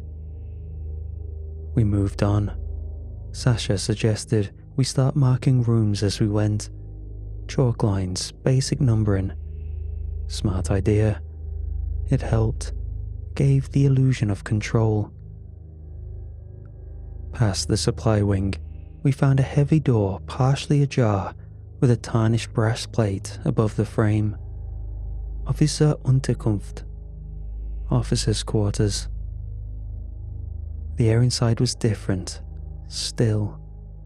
Dust floated in the beams of my headlamp like falling snow, untouched for decades. Jonas moved toward the desk, opened a drawer. Empty. Another, paper scraps, a yellowed photograph of someone blurred and smiling. Nothing useful. Sasha knelt beside the trunk. "Help me with this." I unclasped the rusted latch and helped to lift the lid. Inside, a wool officer's coat folded. Beneath it, something wrapped tightly in a stiff brown cloth, tied with a leather strap that cracked as she unwrapped it. A journal. The leather was dark, almost black with age, but still intact. A rusted iron clasp held it shut. Sasha took a breath. "This might be useful." She worked the clasp loose. It took effort. It hadn't been opened in years. A sharp, metallic snap, then a shudder as the leather flexed. She peeled it open carefully, revealing thick, yellowed pages covered in tight, immaculate writing. And on the inside cover, scrawled in deliberate, blocky script, "I am Eric Mahler, engineer. If these pages are found, know that we are not all willing." We exchanged glances. For a long second, no one said anything. Then Sasha turned the page, and we began to read. May 12th, 1945. I have arrived in South America at last. The journey was as surreal as it was harrowing. After months of uncertain passage by submarine and stolen aircraft, we landed on foreign soil with a promise of salvation. The promise was whispered with fervour by those who orchestrated our passage, a promise of a new beginning away from the ruins of a lost war. Dozens more arrived in the weeks that followed, scientists with eyes bright from hope and despair, soldiers whose uniforms were as stained with honour as with regret, families clinging to the belief that they too might start over. We were all immigrants of circumstance, united by the lie of salvation. In time, we began the construction of something vast, an underground complex that stretched out beneath the unforgiving jungle. We laboured our hands and backs, broken by ceaseless work. Slave labour, both forced and self-imposed, carried bricks and mixed mortar in the dim light of torches. The complex was designed to be our haven. One day, we would shelter as many as 1,000 souls. Already the numbers grow, and each new arrival reinforces our resolve, though a gnawing doubt stirs at the edge of my mind. June 3rd, 1945. The days have grown colder, though the jungle remains unyielding in its humid embrace. Communications with Germany have all but ceased. At first, the higher-ups maintained that the war raged on, a justification to seal us inside this very bunker. But now, with every passing day, I find my certainty waver. The radios have fallen silent, and the orders we once received from afar are nothing but echoes of a past that no longer exists. Inside these walls, the leadership insists we remain sealed in. They assure us that outside, chaos reigns, that our isolation is the only means to preserve the future. Yet I wonder, if the war has truly ended, why must we be locked away? In the dim corridors, I hear the soft laughter of children, a sound both haunting and tender. New life has been born here. In the dark recesses of this underground world, they grow up knowing nothing of sunlight, their only lullaby the hum of machinery and the distant groans of the bunker. I cannot shake the feeling that we are no longer the architects of our fate, but rather subjects in a grand experiment. The silence from the outside grows ever more oppressive, and with each passing day, the control exerted by those at the helm tightens like a noose. I fear what might come next, and I write these words in the hope that they may serve as a warning should anyone ever find them. September 14th, 1946. I've not written in some time. The work has consumed us all, but it is not construction that keeps our hands busy now. It is research. Though I am an engineer by trade, I am often called to assist with logistics and infrastructure in Section 3, the medical wing. It is there that the whispers began. They called it Project Morgenmensch, the Man of Tomorrow Project. A rebirth, they say. A better human, a stronger one who will be ready when the Reich rises again, if not in this lifetime, then the next. I've seen the files. The injections are not just vitamin serums or nutritional supplements as they claim in official meetings. There are compounds I do not recognize, radiation-laced fluids, growth accelerants, even samples rumored to be derived from fungi found deep within the jungle. Some subjects are brought in at night, barely conscious. Others are volunteers, selected with honors. But none of them return to their dormitories. A man named Dieter, a chemical assistant from Sector 2, questioned the project openly last week. He was gone by morning. We were told he had requested a reassignment to an external outpost. I don't believe that outpost exists. 3 nights ago, while checking airflow systems, I paused near the ventilation shafts above the lower levels. I heard something. A scream, not of pain, but of pure confusion. It was drawn out and hollow, like someone was trying to scream while underwater. Then came the thud, something slamming against the ductwork. Once, twice. They sounded like heavy slaps. I have stopped asking questions, but I haven't stopped writing them down. February 7th, 1947. We were lied to. There is no Reich. There is no war. There is no Germany waiting to be reborn. One of the young technicians in communications, Rudolf, barely 20, smuggled in a radio from the surface during a supply rotation. A homemade receiver tuned to civilian frequencies. He played a broadcast for us, clear as a bell. A station out of Santiago, Chile. A full broadcast in Spanish, music, advertisements, and politics. We lost, long ago. The higher-ups knew. They have known this entire time.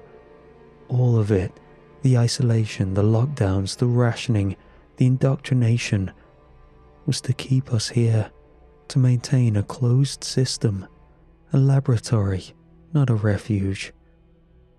When the truth spread, there was panic, yelling in corridors, officers pulling sidearms. Rudolph was taken, so were the 3 others who heard the broadcast directly. They said it was a security breach, that outside voices are contaminated. A few of us discussed mutiny, quietly, in passing.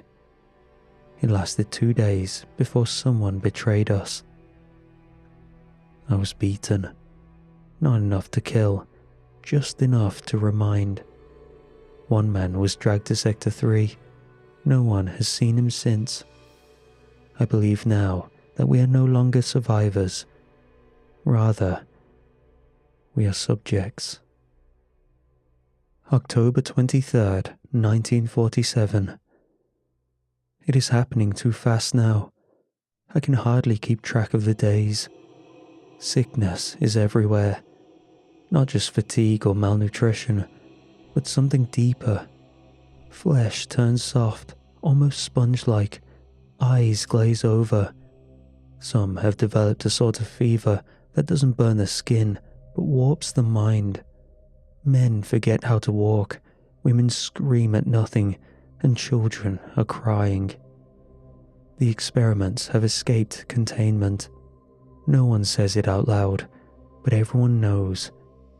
It began with a breach in Sector 3, a door left open, a containment cell damaged.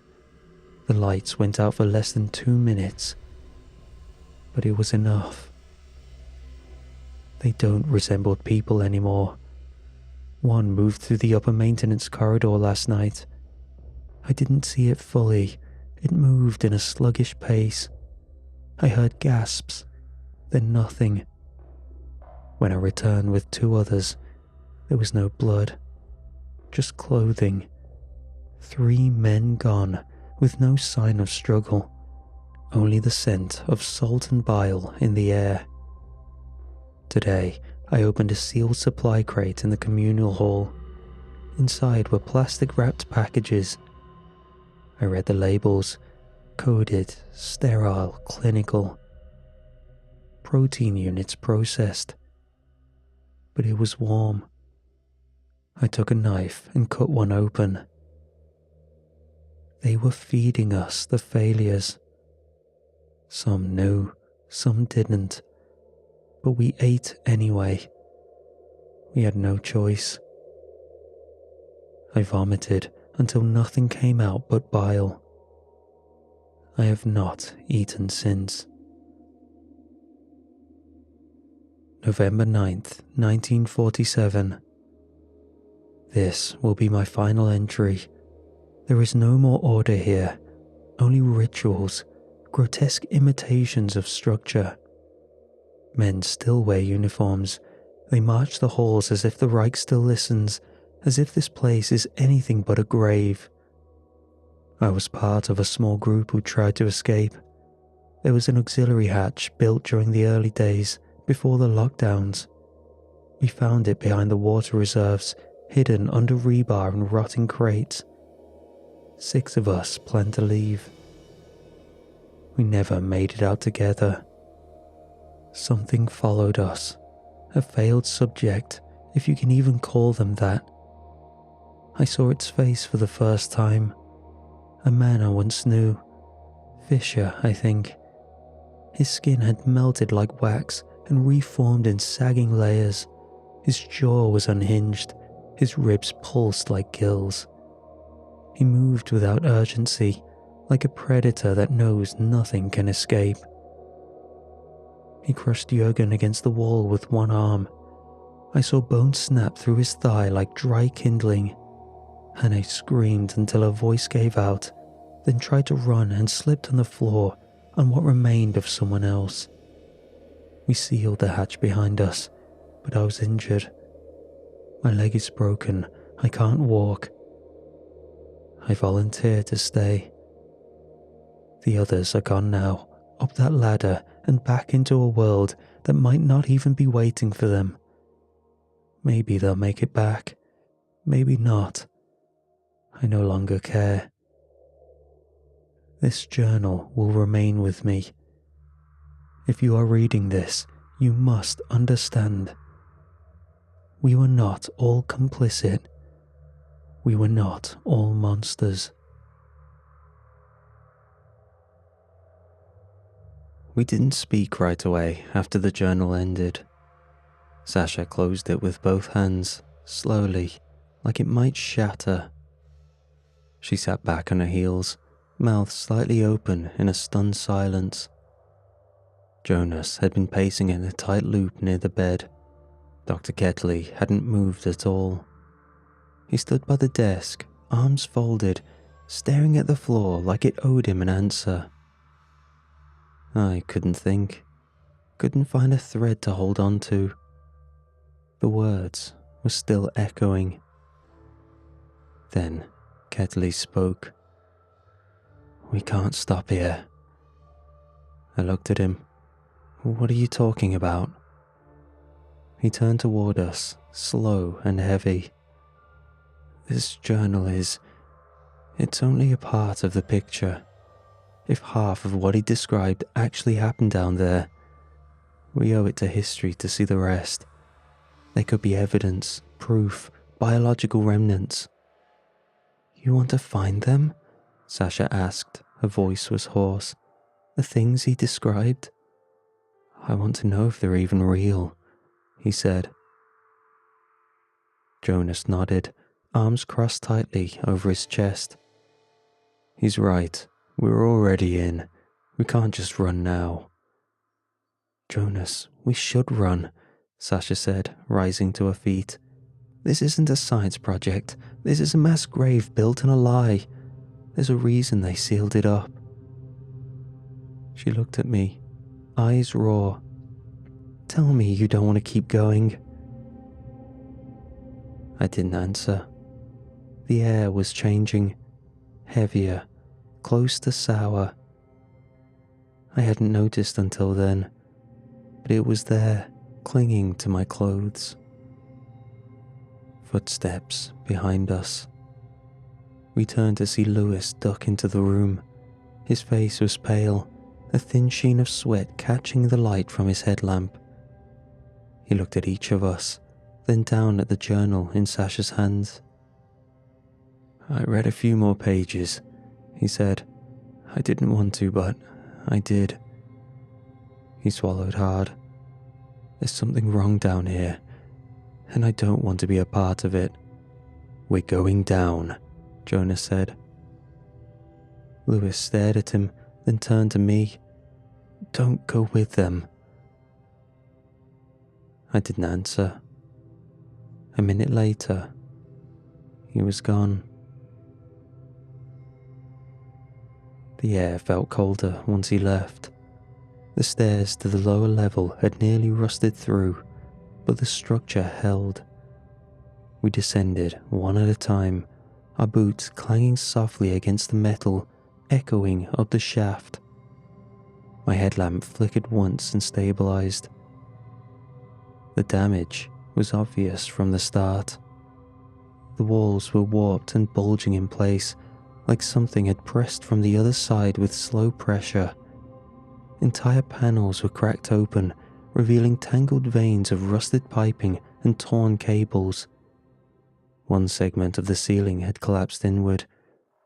We ducked beneath it, crawling through to reach the next corridor.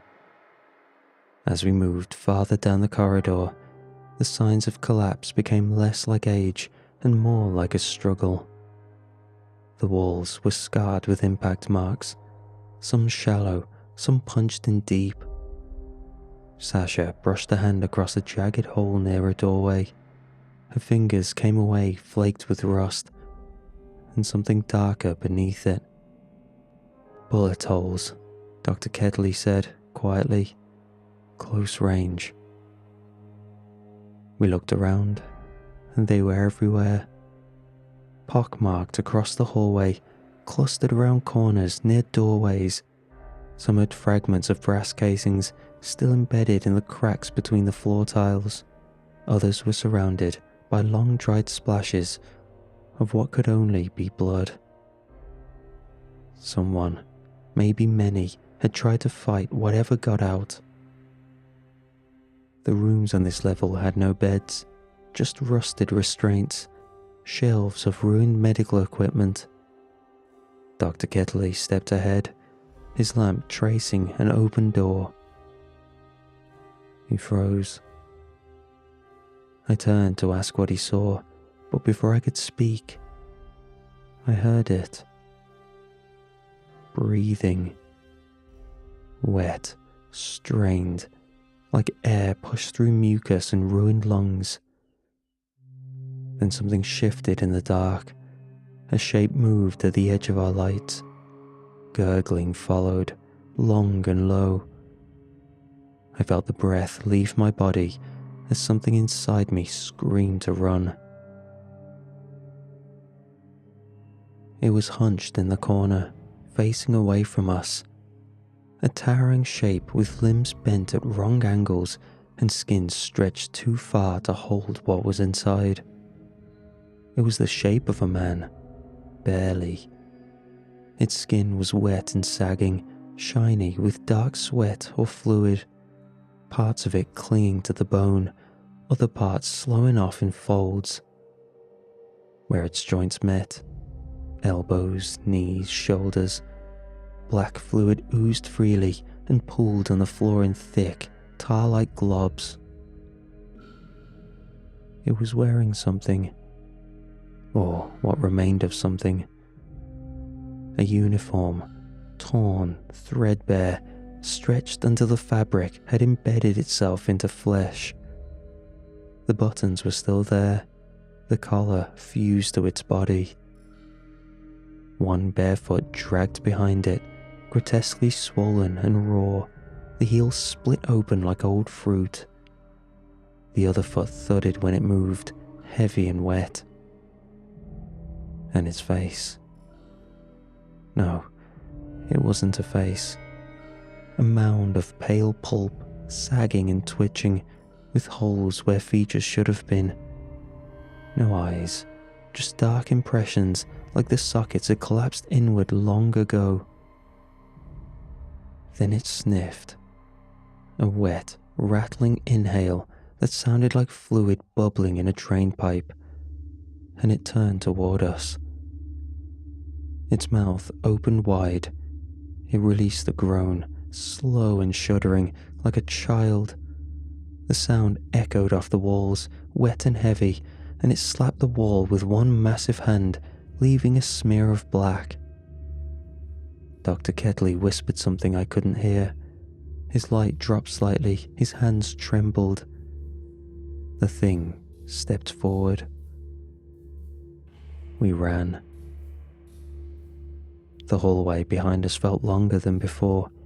Our boots hit the floor with a frantic pace, lights bouncing wildly off the walls. Behind us came the sound of meat hitting concrete, a sound that wasn't quite footsteps, but not quite crawling either. Dr. Ketley tripped near a broken section of piping. I turned too late. The thing reached him in a blink. One bloated hand wrapped around his waist and lifted him like a doll. Ketley's scream tore through the hallway. Then a crack. We kept running. Jonas was ahead of me, nearly at the bulkhead we'd come through when it happened. Jonas reached the doorway. He turned to seal it, tried to pull the reinforced door shut. The creature's arm whipped around the corner like it was liquid. A tendril slid into Jonas's mouth, fast. His body arced violently, feet lifting off the ground as he convulsed. His eyes went wide, then rolled back. His limbs flailed once, twice, then stopped. He collapsed, twitching once before going completely still. The thing retracted its arms slowly. I backed away and realized I was the only one left. I kept to the left wall, then the right, mentally tracing every turn we took on the way down. My chest burned, my legs wanted to give, but something beneath it all, instinct, kept me upright. And then I saw the hatch we came from. Relief hit like a punch to the gut, so sharp it made me stagger. I climbed up the ladder and grabbed the iron wheel, turned it. Nothing. It didn't budge. I tried again, planted my feet, pulled harder. The bolts groaned faintly, but it didn't give. I felt along the edges. There were no breaks, no external damage, no collapse. The mechanism hadn't failed. It had been sealed from the other side. Lewis. He must have heard something from the outside, or panicked, or maybe he closed it wrong on accident. My fists hit the hatch again and again, pain booming across my knuckles. I yelled, screamed his name. No response. Behind me, moisture. The faintest vibration underfoot, followed by the moan. I shut off my light, backed into the dark. The crawl space I'd found was barely wide enough to fit through, an old maintenance shaft lined with torn conduit and brittle cables. I didn't think about what might be in it. I just dropped to my knees and slid inside, scraping my ribs against the stone, arms shaking as I pulled myself deeper. I stopped, maybe 15 feet in, tucked between two collapsed pipe junctions, curled as tightly as I could. My chest rose and fell so fast, I was afraid the sound of my breathing would give me away. I clamped my hand over my mouth and waited. The thing came into view slowly, just light at first, bouncing dimly from a lamp still lying in the hallway behind me. Then the sound. There was a strip of fabric, barely holding to the remains of a coat or uniform, a piece of cloth fused into the rotten flesh of the creature's chest, barely hanging on. A name tag. Marla. The lettering was faded but clear enough. Eric Marla. It paused near the hatch. I couldn't see it clearly anymore, but I could hear it. It slapped the walls, sniffed the air loud, gurgling inhales like a drowning animal struggling to taste something lost. Then it began to speak. Not full words, but it tried anyway. Ruhe, mein, komm. I squeezed my eyes shut and held my breath.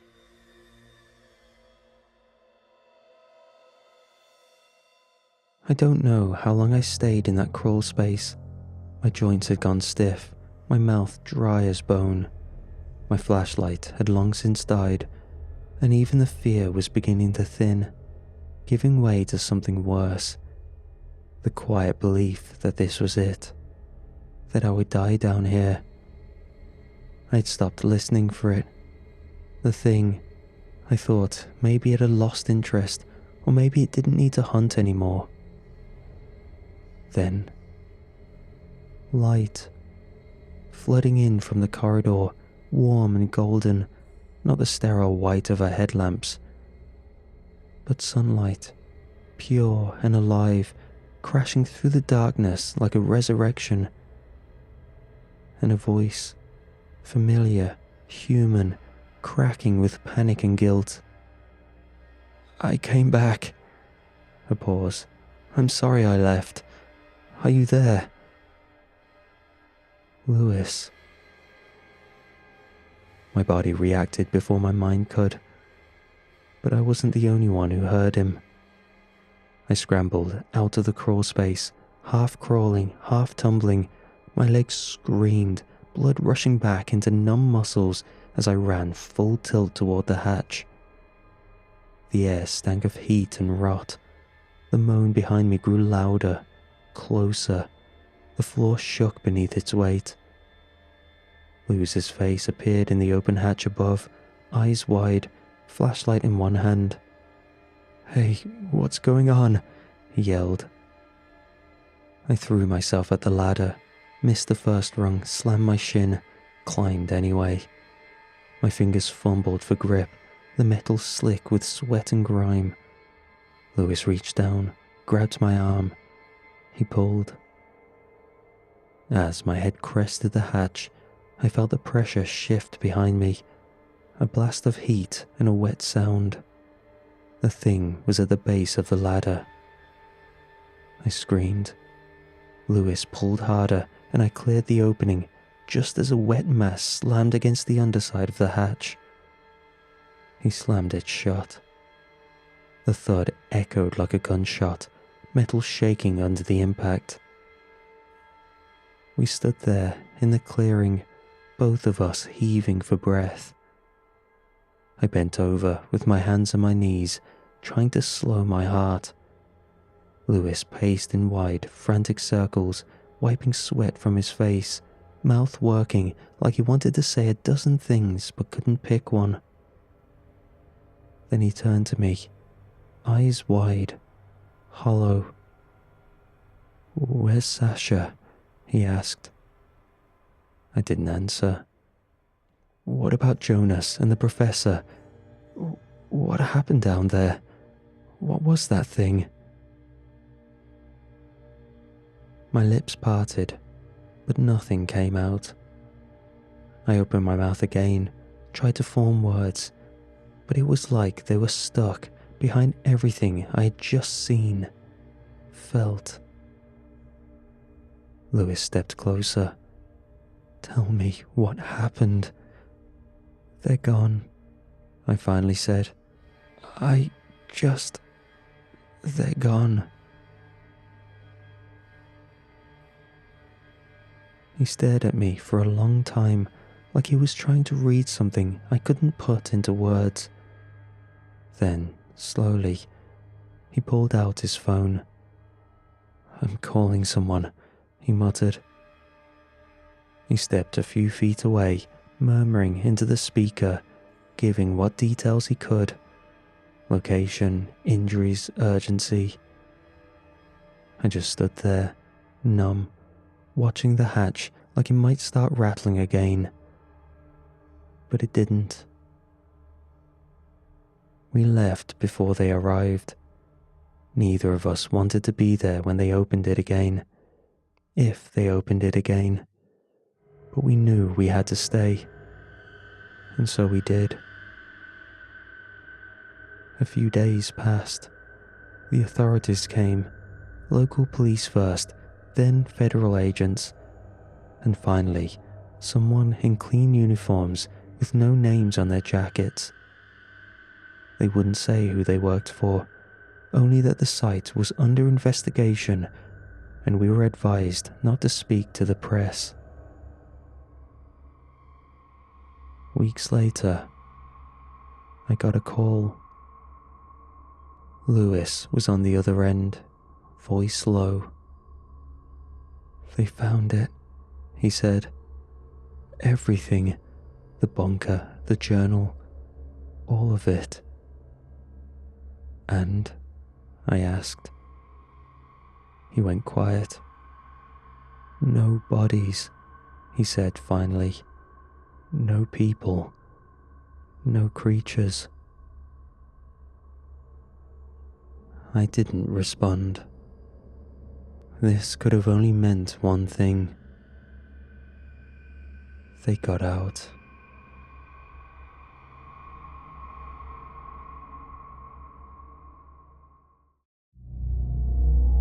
I've been a Phrogger since I was 13. At this point, a professional squatter. It started as survival, but over time, it became something else. I don't do it for food or shelter anymore. I do it because it makes my pulse race. I do it because slipping between cracks of someone's life without them ever knowing I was there feels like proof that I existed. People think of squatters as junkies or drifters, but Phroggers, we're different. We become ghosts in pristine houses, ghosts with beating hearts, watching the living world from air vents and crawl spaces. There's a whole online scene buried. You wouldn't stumble across us by accident. You'd have to be broken in just the right shape. Once you're in, you're in. I've been doing this longer than almost anyone else. I've lived in mansions, farmhouses, penthouses, doomsday bunkers. I've crawled under floorboards while families ate breakfast above me. I've watched people sleep from the shadows of their closets. I've held my breath for hours in insulation that made my skin bleed. There are contests. Longest stay undetected, most dangerous infiltration, most expensive home, most absurd hiding place. I've won all of them at least once. They treat me like a legend. Some of them even message me for advice. There's a thread with my name pinned to the top of the forum. I post tips, photos, maps, audio files. I teach them how to disappear in plain sight, how to become nothing and survive inside someone else's everything. Before all of that, I was a kid no one wanted. My mom dropped me at a fire station when I was a baby, a bundle in a duffel bag. I grew up in orphanages that smelled of bleach and sadness, passed between foster homes like a borrowed jacket. Every new house came with rules, slaps, broken promises. Some of them starved me, some locked me in closets. I ran away from all that when I was 9. Took a bus as far as I could afford, then walked. I stole food, snuck into unlocked garages, lived in empty homes under renovation. Then I got better. Started hiding in homes that weren't empty. I watched and listened, learned habits and schedules. I found silence and made it my armor. That's when it changed from survival to skill, then from skill to instinct, then obsession. I couldn't stop, even when I didn't need to anymore. I got jobs eventually, did odd work. I started making enough to rent a place of my own, if I ever wanted it. But I never did. I found the ranch by accident, dragging through satellite images one night while riding a post-job high. I just finished the clean exit from a 2-week infiltration in Boulder. Wealthy newlyweds. As always, I didn't take anything, didn't leave a single sign. That's what separates Phroggers from burglars. We're not thieves. I kept scrolling aimlessly, waiting for my adrenaline to settle. Then I saw it. A rectangular smudge of green in the middle of Utah's drylands. Nothing around it for miles but dust and sand, all scorched and crumbling. It was a lush square of impossible color, a full orchard from the looks of it, a ranch house with a wraparound porch. It looked perfect. I pulled it into my files and started scanning deeper. No records in the county assessor's database. I cross-referenced it on 4 different mapping services. Same thing. I took a screenshot, logged into the forum, and posted it under the title. Anyone tried this place? The replies came fast. What is that, a new movie set? In the middle of nowhere? No thanks. Nah man, those rural folks don't play. You don't mess with ranch families. Too isolated. If they catch you, they'll bury you in the back pasture. People have their own guns. They'll shoot first, ask later if you're lucky. I waited before replying. Eventually, someone tagged me directly. Don't even think about it. You're good, but that's suicide. Another added, he won't do it. He knows better. I stared at that line for a while. Could have closed the tab, gone to sleep, and found a safer target. But the green rectangle sat in my mind like a loaded chamber. They thought I wouldn't do it. That's why I packed up my kit the next morning and started walking east. I was going to Utah. I traveled light. Everything I needed fit into a canvas pack that had been stitched and restitched too many times to count. My boots were cracked at the seams, soles reinforced with glue and strips of tire rubber. I stuck to low ground and outcroppings during the day, walked at dusk, and slept under shrubs when I couldn't see ahead anymore. It took 2 full days to cross the desolate stretch leading to the ranch. The air was dry enough to strip moisture from your lungs, and the ground swallowed footprints within minutes. When I finally saw it, it felt like my mind had been tricked. One moment, I was looking out across endless, dead nothing, and the next I saw colour bleeding through the heat shimmer. Lush grass, tall corn, a patch of orchard trees bearing fruit, rows of cabbage and beans. All of it nestled inside a perfect square of green that pulsed with life. At its centre stood a house with a wide porch and pale wooden siding. There was a sharp border at the edge of it, a soft dent in the ground. It was literally one step of sand, then grass. I stopped at that line and crouched down, pressed my hand to the ground. The dirt under my palm felt warm and faintly alive, if that's the right word for it. I brushed aside a patch of grass and saw that the line was definitely not natural. There was something buried just beneath the surface. Chalk or salt or ash. I couldn't tell. It formed a thin grey barrier running through the soil, clean as a ruler line. I stepped over it. The air smelled different immediately. The temperature dropped by at least 10 degrees. My skin stopped burning. I should have turned back right then, but I kept walking. I found a good vantage point behind a stone wall that had collapsed on its western edge. The ranch house sat 200 yards ahead, wrapped in a horseshoe of crops and animal pens. The field stretched out behind it, and from where I crouched, I could see a set of cattle lowing near a feeding trough. The entire scene looked pulled from a dream, something from a calendar photo or an old oil painting. The family appeared on the porch just before sunset. First came the father, broad-shouldered and tan, wiping his hands with a stained rag. His wife followed, carrying a tray of glasses and a pitcher.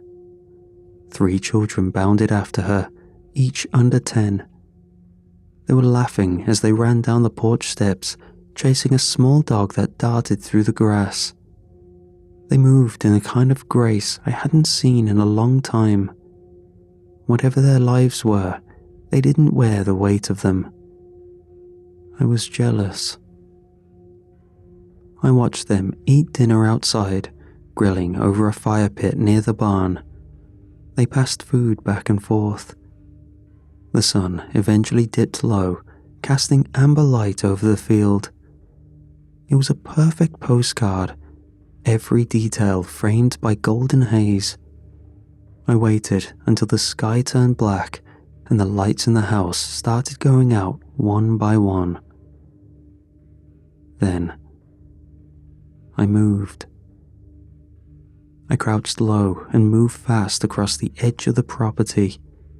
Every footstep I made, I would make sure to stop, wipe it clean so it doesn't leave a print, and stayed out of open ground, weaving through trees and parked equipment until I reached the east side of the house. I waited again, pressing my back to the cool wood siding, listening for footsteps or voices. There was nothing. I took one last look at the darkness behind me, then slipped around the back of the house and tested the windows. One of them was unlocked, and I was in. The house was old, but not falling apart. Every piece of it had been cared for, yet nothing had been modernized. The floors were polished wood, the walls were dark timber, thick and slightly warped with age. Shelves lined the corners, each one stacked with books, jars and figurines. The art on the walls wasn't the kind you'd find at hobby stores or Sunday school. Most of it was hand-carved or painted. Demons and angels fighting, horned men, circles of fire and bone, symbols arranged in patterns I had never seen before. Most of it looked Christian, or some weird denomination of Christianity. Some of the figures looked human, but wrong in ways I couldn't explain. One piece near the staircase showed a figure kneeling in front of a goated head man with his hands open. Weird religious depictions weren't rare in rural homes, but man, it was a shocker to see every time. I moved past it and opened the refrigerator. I took my time. I had done this hundreds of times before. I knew how to take without drawing attention. I broke off small pieces from a wedge of cheese, sipped just enough milk to cool my throat, and took a spoonful of something sweet from a glass jar. I wiped the edges of the containers with my shirt and placed them exactly where I'd found them. Once I was sure the kitchen had no cameras or alarm systems, I scouted the rest of the ground floor. It was a wide open layout, no hallways. The living room opened directly into the kitchen and dining area. Beyond that, a hallway led to a laundry room and what looked like a study. A staircase on the far end curled upward toward the second floor. I found my hiding spot behind a false panel in a storage closet near the laundry room. Someone had remodeled this part of the house recently. The panel didn't sit flush with the wall. I pried it loose with a butter knife and found a gap between the inner wall and the original frame. It wasn't spacious, but I had slept in worse. I tucked my pack into the corner, lay back, and steadied my breathing. Every creak of the house made me flinch, but nothing stirred. I slept in short intervals, waking often to listen. The next morning, I waited until the family left the house. I heard the kids talking through the walls, their voices muffled and distant. At one point, the mother said they needed to find some fresh meat soon. The father grunted something in reply. One of the children asked if they were going to the usual spot. The mother said no, they needed something stronger this time. I assumed they were talking about livestock, maybe venison, something rural and bloody. The house was larger than it looked from the outside. 2 full floors. I started by mapping the layout in my head. The kids stayed on the bottom level, tucked into 2 small rooms near the kitchen. The parents slept above them in a spacious master bedroom that had a double balcony. There was a 3rd room on the 2nd floor, locked from the outside. I couldn't figure out what was inside, but the door had been nailed shut and covered with a faded wall tapestry. One night, while checking around for a new hiding spot, I noticed the small indentation on the rug in the kitchen. When I lifted it, I found the edge of a small wooden hatch, maybe 2 feet wide, with a thin brass handle and 4 nails holding it shut. A narrow wooden staircase led down into darkness. The air rising from the opening was cold and dry, and it carried that same strange scent I had noticed when I first entered the house. Dampness mixed with something ancient and faintly sweet. No one had mentioned this space in the time I've been here so far. I hadn't heard anyone go down there either. If I could make that space my own, I could stay here as long as I wanted. I could vanish beneath the house and live for months without a single footprint. If they never used it, it was mine. I closed the hatch and pulled the cabinet back into place, pressing the rug down to hide the seam. All I had to do was wait for the right time to move in. If I did now, there was no guarantee the stairs leading down wouldn't creak and groan. I had to wait. 2 mornings later, I heard the mother mention the same thing again. I had slipped out of my hiding spot before dawn and crouched just behind the half-open door to the pantry. The kids were in the kitchen eating breakfast while the parents moved around the counter, packing something into canvas bags. "We'll need to be gone at least a full day this time," the mother said. "Maybe 2. If we can't find any on the low trails, we'll go further." "Should we take all 3? The father asked. "No," she said, "just the deep one. The others are too thin. The land won't respond." I didn't know what they were talking about. One of the kids asked if he could stay up late while they were gone. The mother gave him permission, then leaned in and kissed the top of his head. The other 2 whined about having to feed the goats and prep the drying racks again. "We'll bring back fresh meat. Be patient." The kids groaned in unison. They were leaving. That meant the house would be empty. I waited. Once the house was quiet and I was sure that the parents had gone, I slipped from the wall panel and crossed through the kitchen barefoot, stepping carefully to avoid the boards that creaked. I peeled back the rug and exposed the hatch. It lifted without a sound. I didn't hesitate. I stepped into the hole and pulled the hatch closed above me. The stairs groaned, but not too loudly. My shoulders scraped both walls as I descended, and the temperature dropped with every step. The smell hit me halfway down. Iron and soil was thick in the air, clinging to the roof of my mouth. When I reached the bottom, I stood in pitch black and listened. My breathing echoed faintly off stone. I pulled a flashlight from my belt, wrapped the lens in cloth to dim it, and clicked it on. The basement was fairly large. Rough stone walls braced with timber, hooks hung from overhead beams, rusted chains dangling beside them, some old fibers stuck to the links. The floor was stained in irregular patches. I moved slowly, casting the light across the space. There were animal bones along the far wall, stacked in a bin beside what looked like a salt block and several glass jars filled with dark liquid. I stopped myself before the anxiety got too loud. My first instinct was to run. I don't know why. Maybe it was the smell or the cold or the way the silence bent around me. My legs twitched, ready to sprint up the stairs. But then the voice in my head, the one I've been sharpening for years, kicked in. "Calm down. Use your eyes. You've seen butchering rooms before, man. Farmers butcher meat and then dry it. That's probably what they use the basement for.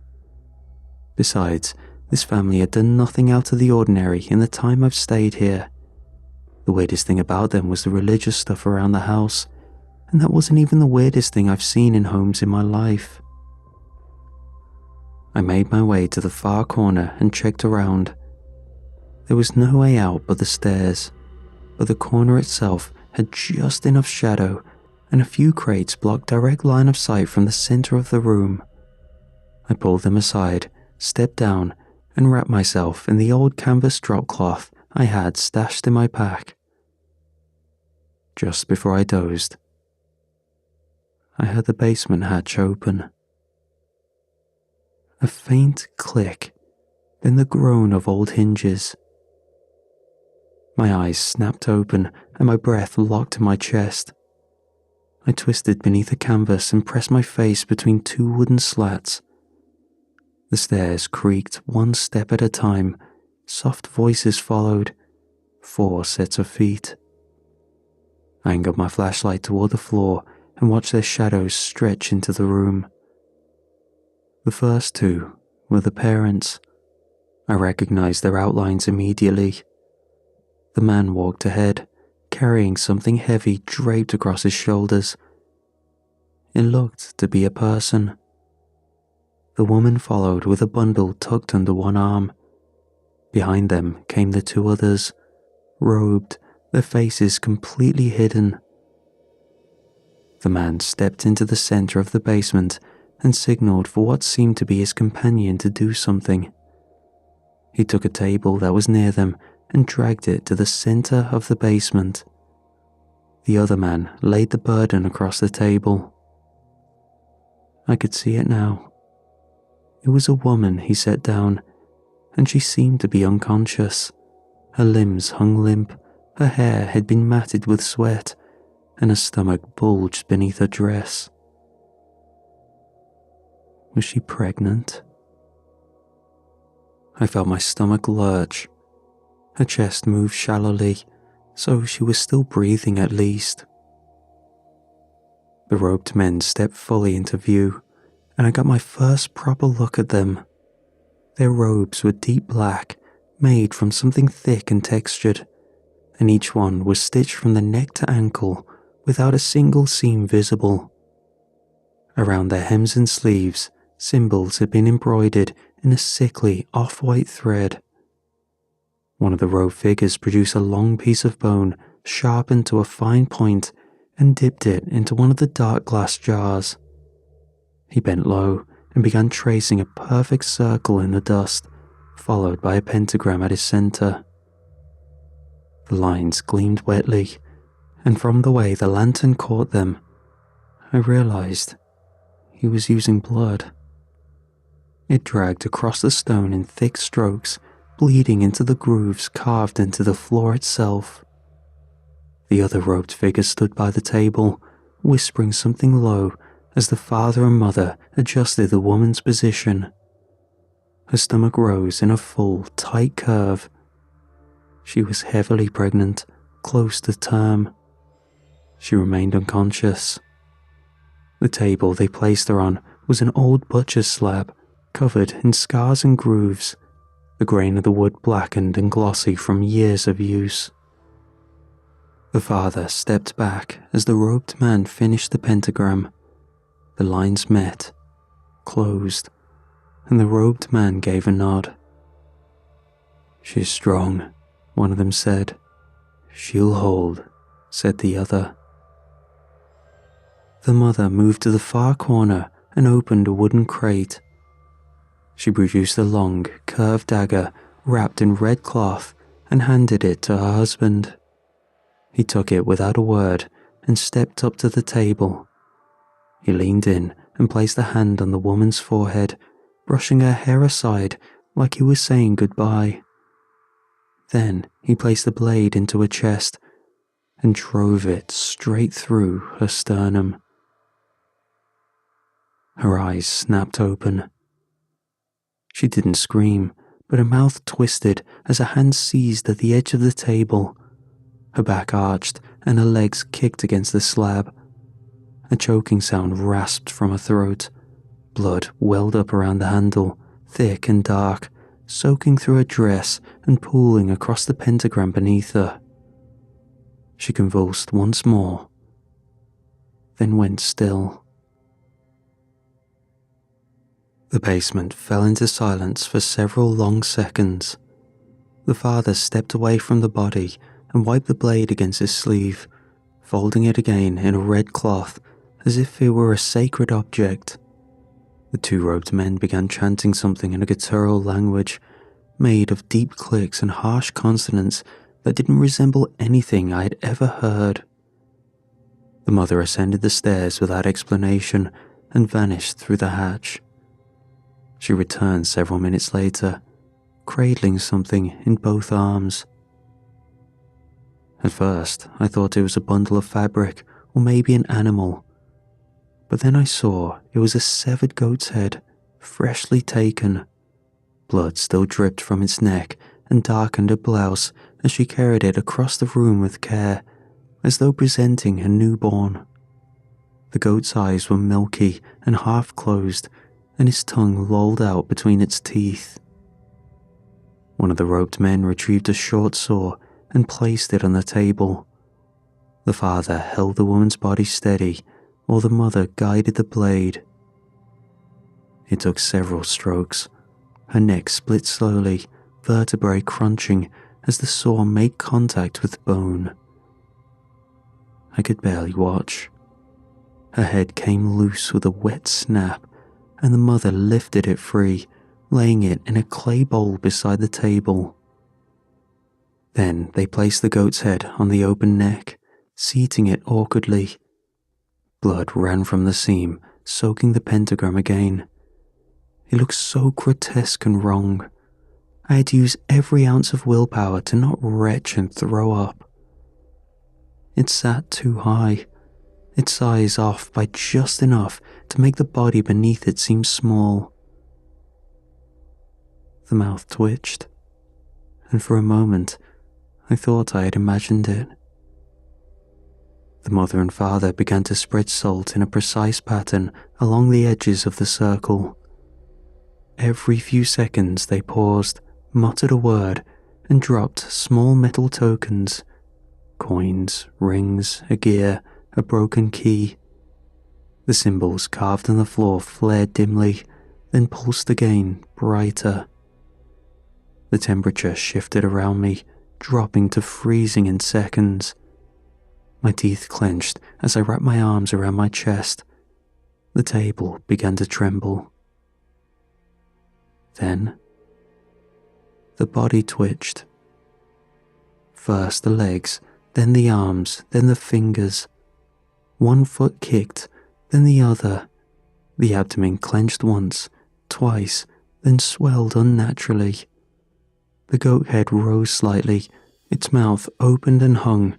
From deep within it came a sound I'd never heard repeated since. It was low and wet, a gurgling croak that built into a shuddering intake of breath. It rose upright, arms rigid at its sides. And then it spoke. "Why have you summoned me?" One of the figures stepped forward, arms outstretched in reverence, and bowed low before answering. "The crops have dulled, the ground is dried, the air takes more than it gives. We need your blessing. We need the land to breathe again." The goat head twisted slightly to the side and hovered that way for several seconds, as if considering their words. Then its arms jerked upward, bone cracking at the shoulders, and its hands snapped open. The entire table rattled beneath it. A long growl rose from its chest and deepened into a gurgling scream, its volume climbing until it filled every corner of the basement. One of the jars near the altar cracked. The father staggered back and caught himself on a crate, his face pale. The mother clutched the silver charm that had been hanging around her neck. The creature slammed its hands down on the table, splintering one of the legs. It bared its teeth and hissed through clenched jaws. Its voice returned, less articulate. "You have wasted blood. I will not take offerings in such circumstance." The robed men exchanged a glance. "Something disturbed it," one said. "We must abandon this site for 24 hours, let it rest, let the lines reset," the other said. "We will stay with you at your ranch," he said, looking over at the man and woman. "When we return here, we cleanse every inch of this basement, every crack, every hiding place. It will all be scrubbed." They began collecting their tools in silence.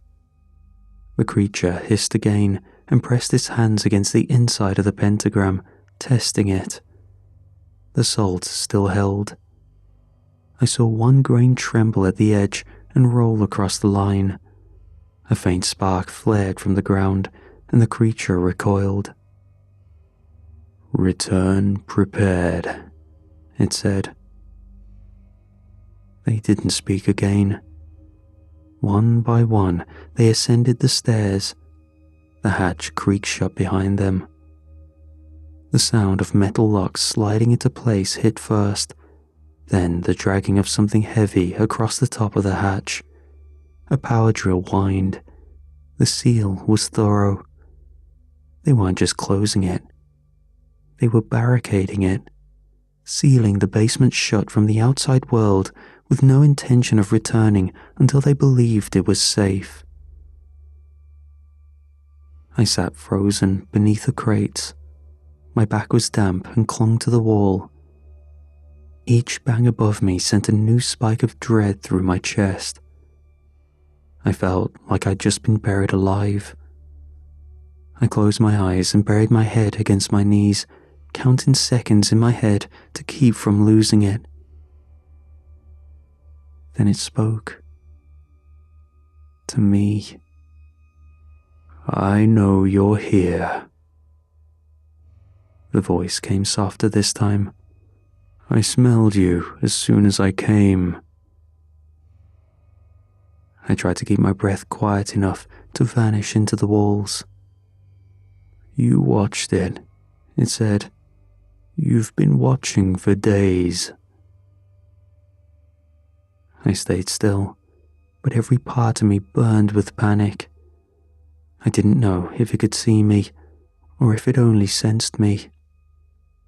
It let out a deep, slow breath that filled the basement like steam rolling out of a furnace. You and I, we are the same.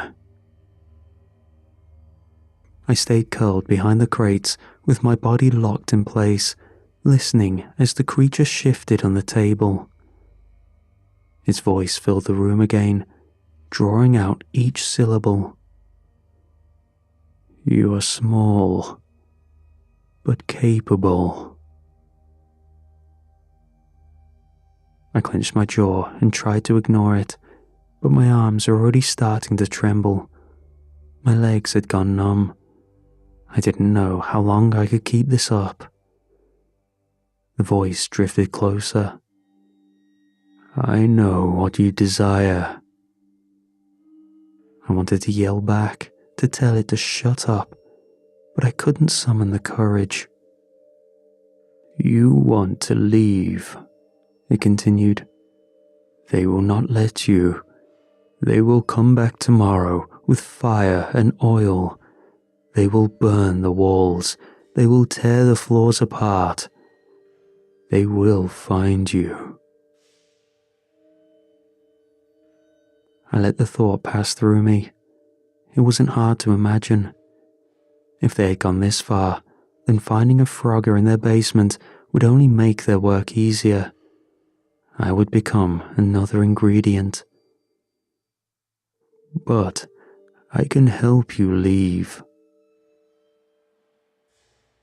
The words stopped my breath. Break the salt. Only a single line. Then we shake hands. That is all. I helped you, it said, and you helped me. One wish. That is the price. One. I didn't answer. You do not have to die here, it said. I pressed my fingers to the floor. I counted my options and found none. If I stayed, I would be found. If I ran, I would be caught. If I waited, I would be part of the next ritual. I stepped out from behind the crate and walked toward the table. I crouched low on the table now, knees folded beneath it, one hand resting on the wood and the other stretched toward me with its palm open. Its head followed my movement without turning, but its presence bore down on me with unbearable weight. I approached slowly, my eyes on the edge of the salt line. The grain shimmered slightly as I neared. You are close, it said. Finish it. I stepped forward and used the tip of my boot to break the smallest section of the circle. The salt scattered outward. The creature rose to its full height in a single motion, limbs unfolding with perfect fluidity. It stepped over the line and stood before me, towering, not with bulk, but with form. The dress it wore hung in tatters, soaked through with blood that had dried in layered streaks. The goat's head stared straight through me, its hand still hung in the air. I reached forward and took it. The moment we touched, the entire room shivered. The ceiling cracked once above us. A gust of wind passed through the room. The creature nodded once, then spoke. "Turn around." For a second, I thought this would be it. This was the part where it would rip me in half, or drive its fingers into my skull, or whisper something into my ear that would collapse my mind. I thought it would betray the deal, twist it, drag me down into whatever hell it had come from. But I turned around and accepted my fate. After a while of nothing, I turned back, and it was gone. Then I heard it. Wood splintering, a scream, sharp and short. I crouched and crept toward the stairs, stepping lightly to avoid the cracked boards. Another crash followed, then a sound that turned my blood cold. It was wet and sudden, like someone tearing a roast from the bone with bare hands. A gurgling cry ran out, followed by a thud that shook dust loose from the ceiling beams. Someone else yelled, a deeper voice this time, angry, cut off by a second impact that made the floor groan. I reached the top of the stairs and pressed my ear to the hatch. Muffled movement echoed above me. I eased the latch open. Whatever had been used to barricade it was gone. I slipped through the opening and rose to my feet in the kitchen. The light was dim, fed only by the flicker of lanterns that swung in the hallway. A smell hit me before I saw anything. Blood, warm enough to coat the air. I moved through the living room and crouched behind the banister near the front entryway. Beyond the corner, I saw the creature. The flesh was pale and glistening with sweat and blood, veins pushed against the skin as if something large writhed beneath the surface. His torso swelled unnaturally with each breath, and the skin around his belly stretched so tight I could see the outline of something shifting inside. The goat's head remained fixed above it all, still slack-jawed and expressionless, but the air around it vibrated from the growling sound rising from its throat. One of the robed men, in clear desperation, charged forward with a blade drawn from his belt, but the creature swatted him aside with one arm, shattering his jaw and throwing him into the far wall. His body hit the bookshelf and slid down, crumpled and twitching. The other raised his hands and began chanting. The creature lunged forward, driving its fingers through his stomach. They punched through his robes and into his flesh with ease. He buckled around them, and the chanting died in his throat as he collapsed, folded in half. The mother and father tried to run. The father was too slow, however, so he grabbed a shotgun from behind the door and fired once. The blast tore through the creature's shoulder, exposing raw muscle, but it didn't flinch. It didn't bleed. The flesh folded back together as if nothing had happened. It crossed the room in 2 lurching strides and tackled him against the wall. I heard the bone crack before he even screamed. The creature pinned him there and pulled the gun from his hands, then pushed its face into his neck and bit down. The mother suffered a similar fate. I didn't wait for my turn. I ran through the side door, out across the field, and toward the edge of the property. My legs burned and my lungs pulled cold air that stung my chest. The sky above me swirled with smoke and stars. The property line came into view ahead of me. Grass stopped and sand began, just as it had the night I arrived. My body slammed into something solid and invisible. It knocked me back flat onto the ground.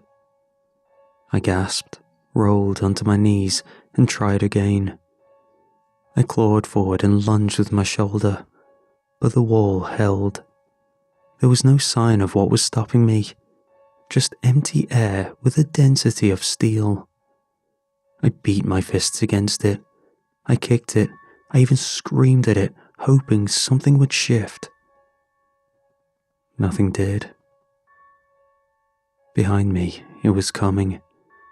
Galloping, hands and feet pounding the dirt frantically.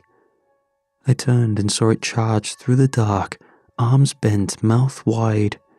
Its goat face stared directly ahead, those empty sockets locked onto mine. Its legs kicked up dirt as it closed the distance.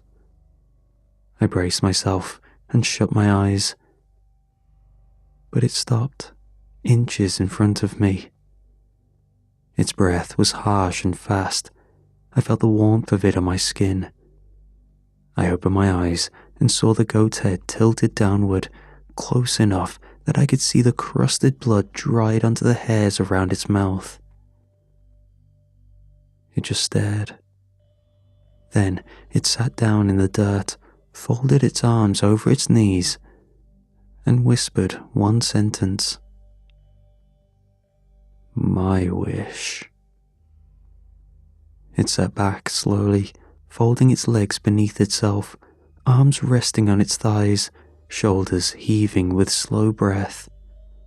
The goat's head tilted down toward the earth, and the body underneath began to sag, muscles quivering beneath the stretched, sweat-slicked skin of the pregnant woman's frame. "My wish is this. You must raise my kin." I didn't understand what it meant at first. The words registered, but the meaning floated beyond them. The creature lowered itself further into the dirt and wrapped its arms around its abdomen. The flesh swelled and pulsed, shifting in thick waves as something began moving inside. It gritted its teeth and bent forward, nails dragging through the earth beneath it.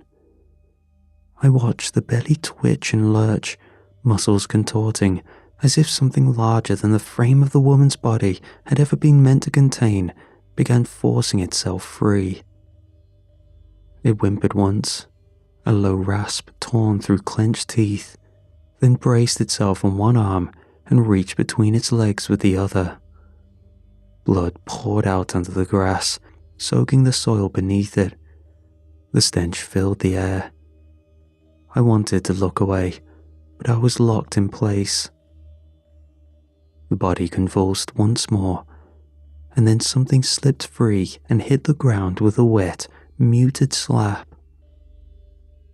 It was small, no larger than a toddler.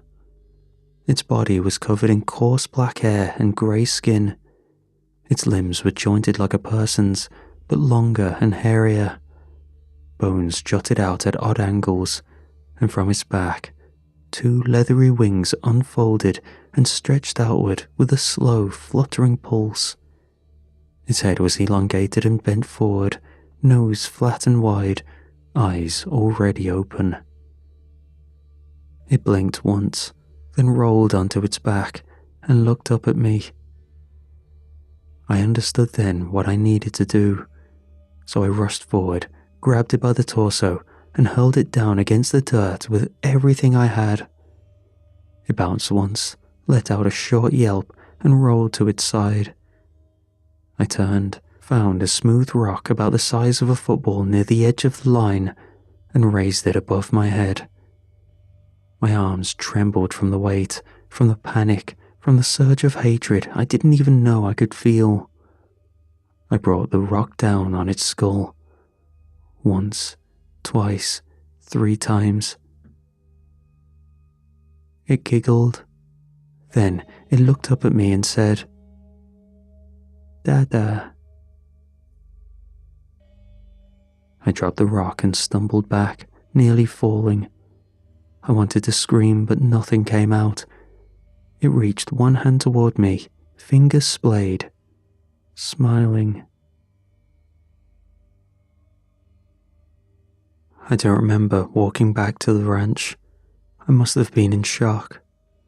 My body moved, but I didn't guide it. My arms clutched the thing to my chest. It rested against me and pressed its head beneath my chin, breathing slow and steady, humming to itself. Its small hands gripped the collar of my shirt with frightening strength. I walked into the house expecting to see blood, but there was nothing there. The hallway rug had no stains, no tears. I passed through the rooms in disbelief, searching for any trace of what had happened. There was none. The fireplace glowed with a faint bed of coals, as though someone had stoked it an hour ago. I climbed the stairs, still holding the creature to my chest. Its eyes were closed. It smiled in its sleep. In the master bedroom, the bed was made. The curtains were open. Sunlight washed through the room in slow, golden waves. I stood in the doorway with my hands trembling and my knees ready to buckle. The windmill outside turned slowly in the breeze, casting long shadows across the fields. And I understood then that I wasn't going anywhere. I tried to kill it again during the first night. After returning to the house and wandering through room after room that had been wiped clean of blood and memory, I laid it down on the kitchen floor and grabbed the heaviest butcher knife I could find. I raised it over its chest, 2 hands on the grip, and stared at the pale, pulsing skin between its ribs. Its chest rose and fell slowly. It looked asleep, though its eyes were open. I brought the knife down with everything I had.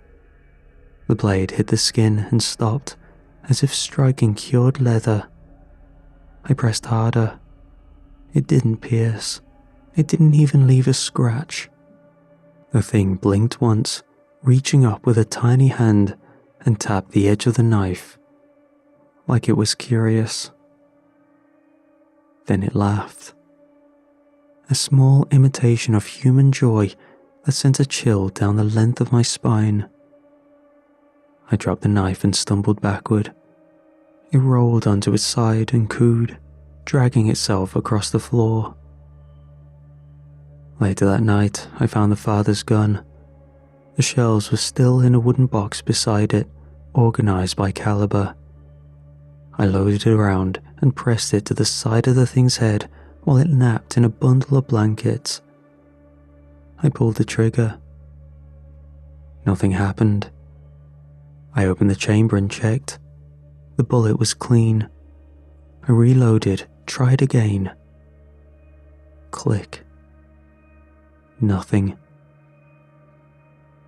I pointed it at my own temple and fired. There was a flash and a crack, and then everything went black. I woke up on the porch with the creature sitting beside me, giggling again. My ears rang. I checked for blood and found none. The bullet was lodged in the wood beneath my seat. I tried again. This time I aimed at my chest. The fire bloomed through my ribs and dropped to my knees. I passed out choking on my own breath. I woke up in bed, tucked beneath a wool blanket. The creature stood by the window, humming to itself, staring out at the field. The gun rested on the nightstand with the safety on. I couldn't take the sound of its laugh anymore. I waited until noon when the sun was highest and climbed up the windmill. It wasn't tall, but it stood far enough above the property that I could see everything. The land rolled out in perfect symmetry. Everything in this place was a symbol, from the fences to the paths. I saw it clearly from above. The windmill stood at the center. Each plot of land, each structure, each buried mark and etching in the stone had been placed to match the design of a vast, incomprehensible symbol. I laughed. I don't know why. I think I lost something in that moment, something important. I climbed to the edge, spread my arms, and jumped. The fall should have shattered my legs and broken my spine, but the impact felt like hitting a warm mattress. I bounced once and rolled through the dirt. My limbs ached, but nothing snapped. The creature watched from the fence. It clapped twice, like I had done something clever. Time started to rot. I stopped counting days. I would wake up and find the creature had moved the furniture, arranged plates in circles on the floor, placed books in spirals across the kitchen tiles. It mimicked speech and movement. It watched me eat and copied me, though it never needed food. I never saw it sleep for long. Sometimes it stood in the hallway and stared at the ceiling for hours. It smiled more. Its teeth changed. The front row straightened, the gums pinkened. The texture of its skin began to smooth. The wings on its back folded down and slowly receded. Its fingers shortened, its gait adjusted. It studied me when I moved and copied me without hesitation. At some point, I recalled my old frogging community.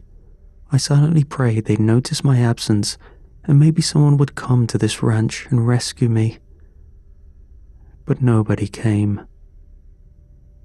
I tried to run. I tried to walk into the woods and keep going. I hit the barrier again. I circled the entire perimeter for days. The invisible wall was absolute. It never stopped following me either. Some days later, something happened.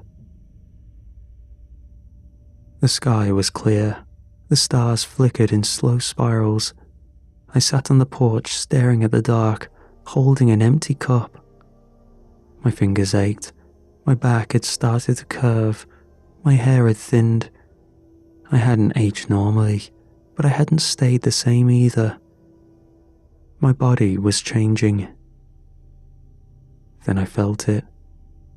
A heat rose from behind me, soft and warm, followed by the faint creak of wood beneath careful steps. I turned and saw it standing in the doorway. It wasn't the unholy demon spawn anymore. It was human. It was morphed. Its features were perfect. Its skin was clean. Its hair was dark and soft, combed and parted. It wore simple clothes, a linen shirt, but its eyes still carried the same smoke. Behind the pupils, a swirl of faint grey fog moved slowly, and on its forehead, just below the hairline, a small circular mark glowed faintly. It stepped forward and sat across from me. Then it reached forward, touched my hand and said, "Thank you."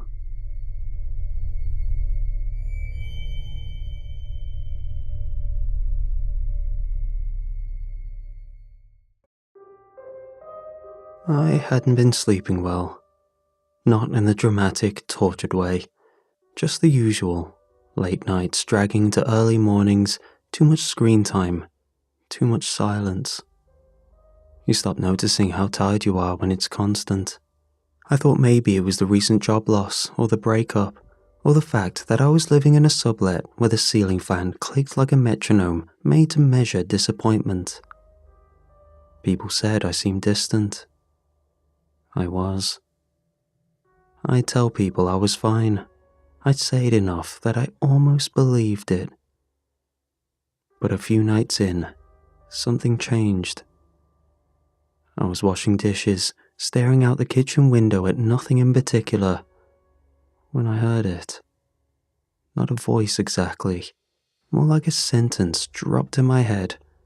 Complete, neutral. He dries the glass. He stares too long. I blinked. The sponge slipped in my hand. It wasn't my thought. That's what threw me. It didn't feel like me thinking. It felt like someone else was thinking at me. I told myself it was stress, insomnia, internal monologue with too much flair. The next day, on a call with my sister, she asked how I was holding up. I opened my mouth to lie. Before I could speak, it came again. He takes the call. He lies. And then I said it without even meaning to. I'm doing all right. I remember the exact moment after, how my fingers trembled slightly around the phone, how the line was silent for a beat too long before she replied. That was the first time I joked aloud. Guess I've got a narrator now. But it wasn't funny. It didn't stop. And it was starting to get things right that I hadn't done yet. At first, the voice stuck to narration, little summaries of what I was already doing. He scrolls too long. He reheats leftovers. He pretends to read. Almost funny in a pathetic sort of way. But after a few days, it started to comment. The first jab came while I was sitting on the couch, scrolling job listings. He won't apply. He never does. I froze, thumb hovering over the screen, then closed the app. I told myself it was a coincidence, that my brain was catching me in old habits, building sentences around guilt. But the timing was too sharp, the phrasing too pointed.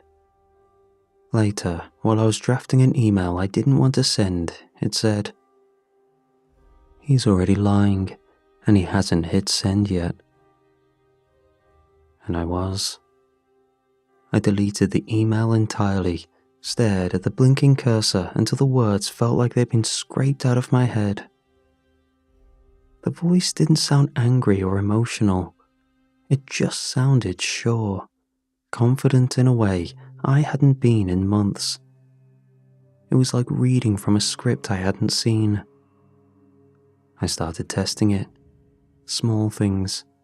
I'd reach for a glass of water just to see what it would say. He reaches for the glass. Then quickly, I change my mind. He hesitates. He pretends that makes him unpredictable. My hand shook so badly I nearly dropped the glass. I thought maybe this was a breakdown, sleep deprivation, anxiety, some kind of dissociative loop. The internet had words for it. Intrusive thoughts, auditory hallucinations, derealization. Except, it didn't feel like a voice in my head. It felt like someone was watching. By the end of that week, I'd stopped turning on the TV, stopped playing music, and stopped doing anything that made me feel less alone, because that's when it started saying things I hadn't done yet. He won't sleep tonight. I laughed when I heard it, nervous, brittle. Sure I will, I thought to myself. But the power went out around 1 a.m. The hum of the fridge died. The room folded into silence so deep I could hear my own pulse. I got up, fumbling through the dark for my phone's flashlight. The air felt heavy, close. I checked the breaker, the fuse, nothing. Then, from the hallway, a faint creak. When I turned, I saw it. The front door, wide open. The cold night pressed in, sharp and deliberate. And behind my ribs, that same quiet voice said, "Something's going to break." I didn't sleep the rest of that night. I checked every room twice, every window, every lock. Nothing was disturbed. The only thing out of place was the front door, wide open with no signs of forced entry, and my phone, sitting on the nightstand, battery drained to 0. I plugged it in before bed. I was sure of it. The next day, I filed a police report. They didn't find anything. No fingerprints, no signs of tampering. The front door hadn't even been scratched. "It's probably stress," the officer said, handing me back the form with practiced sympathy. "Sometimes people forget they opened a door." But I hadn't. And when I got home, the voice was waiting. He wonders if he's imagining it. I froze halfway through the threshold. He steps inside anyway. I stepped inside. It was like someone writing over my life in real time, erasing the possibility of free will with every line. I couldn't surprise it, couldn't get ahead of it. That night, I slept with the lights on, dragged a chair in front of the door, tied a string between the handle and my wrist. I needed proof of a person, of a thing, something. The voice didn't speak for hours. I almost thought it was gone. Then, as I was drifting off, it whispered, "He thinks he'll be safe if he prepares." I didn't sleep after that either. By morning, the knot was still tied, the door was unmoved, everything untouched. But the house felt used. Not in a way I could name, just lived in by something I hadn't seen. And for the first time, I realized I hadn't done anything wrong. I hadn't committed some great sin. I wasn't cursed or haunted or chosen. Something was toying with me. I wasn't going to. I knew how it would sound. But it had been weeks. I wasn't sleeping. I kept second-guessing every thought before I could even think it. It felt like my brain wasn't mine anymore. So, I called Emma. We'd known each other since college, the kind of friend you could call after 6 months of silence and pick up like nothing had changed. She met me at a diner near the edge of town. I told her everything. The voice, the predictions. I didn't even care how I sounded anymore. I just needed to say it out loud. I needed to see someone else react, to anchor me to reality. She listened. She really listened, asked questions, took my hand at one point. "You're under a lot of stress," she said gently, "but I believe you believe it. That counts for something." It wasn't full belief, but it was something. That night, as I lay in bed, the voice returned, slow, deliberate. "He told the wrong person. Boring. Remove her." I sat up, reached for my phone. Emma's name wasn't in my contacts. I opened our old texts. The thread was there, but empty. Just the grey bar that said, "No messages." I called her. It rang once, then a robotic voice. "This number is not in service." I scrolled through photos. I knew I had dozens with her. Birthdays, Halloween, that awful karaoke night. But in every one I checked, she was missing. Whole frames cropped. Others where she should have been beside me, empty space. The next day, I drove to her apartment. Different name on the buzzer, new mailbox label. I knocked anyway. A woman I didn't recognize opened the door, mid-30s, short blonde hair. She looked confused. No one named Emma's lived here, she said. Not since I moved in 6 years ago. 6. We'd had coffee yesterday. Hadn't we? I sat in my car for an hour, holding my phone like it was a dead animal. A story doesn't need side characters if they aren't part of the ending, the voice whispered, smooth as oil. I didn't know what this meant.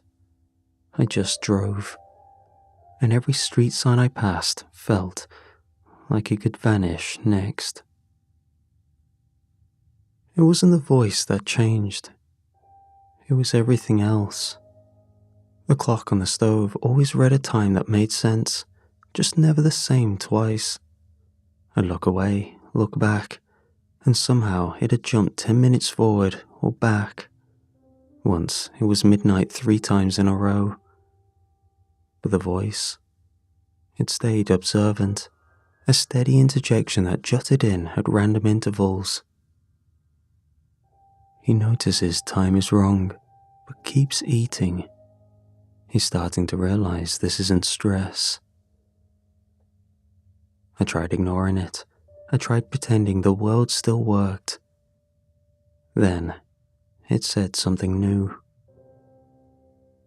He looks at himself and wondered when he stopped being real. That one hit too close. I stared at my reflection, waiting for it to blink first. It didn't. It just stared back, hollow and quiet, like it knew more than I did.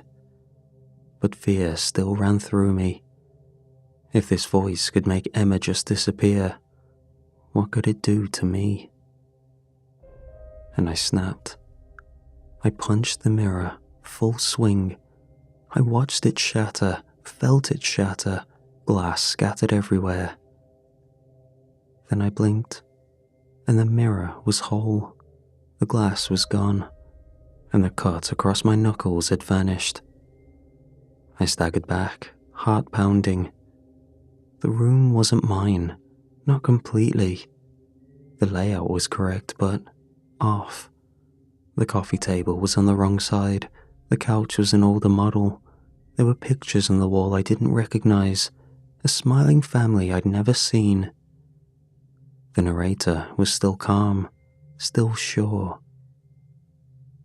He understands now, but not enough. I sat on the floor, shaking. This wasn't just in my head. Someone was building the world around me, piece by piece, and I was slipping between versions. All week I tried to explain it away, drown it out, reason with it. But the voice was always there, narrating like I was the joke of some sad, slow story. So I screamed, loud, ugly. "What are you?" The air didn't answer. Not right away. Finally. Took you long enough. It wasn't a whisper. It wasn't inside my head anymore. It was everywhere. The ceiling fan hum, in the fridge compressor, in the space between my heartbeats. "I'm the only real thing here," it said. I felt myself go cold. I didn't fully know what it meant. "You're a story. You were supposed to be a story, but you're nothing. You hesitate, you mope, you repeat yourself. You don't give me anything." I paused at this, not knowing whether the voice was being literal or metaphorical. I wanted tension, conflict, growth, but you just exist. I shook my head. "No, this isn't real. This is..." "You're not real. I wrote you. I tried to care about you, to get people to care about you. But this is going nowhere." The lights dimmed. The walls seemed thinner. "So, I've been trying to fix it. Add some stakes, a little fear, a little mystery, something that might save this train wreck from total irrelevance. I backed into the corner, heart pounding. But nothing works.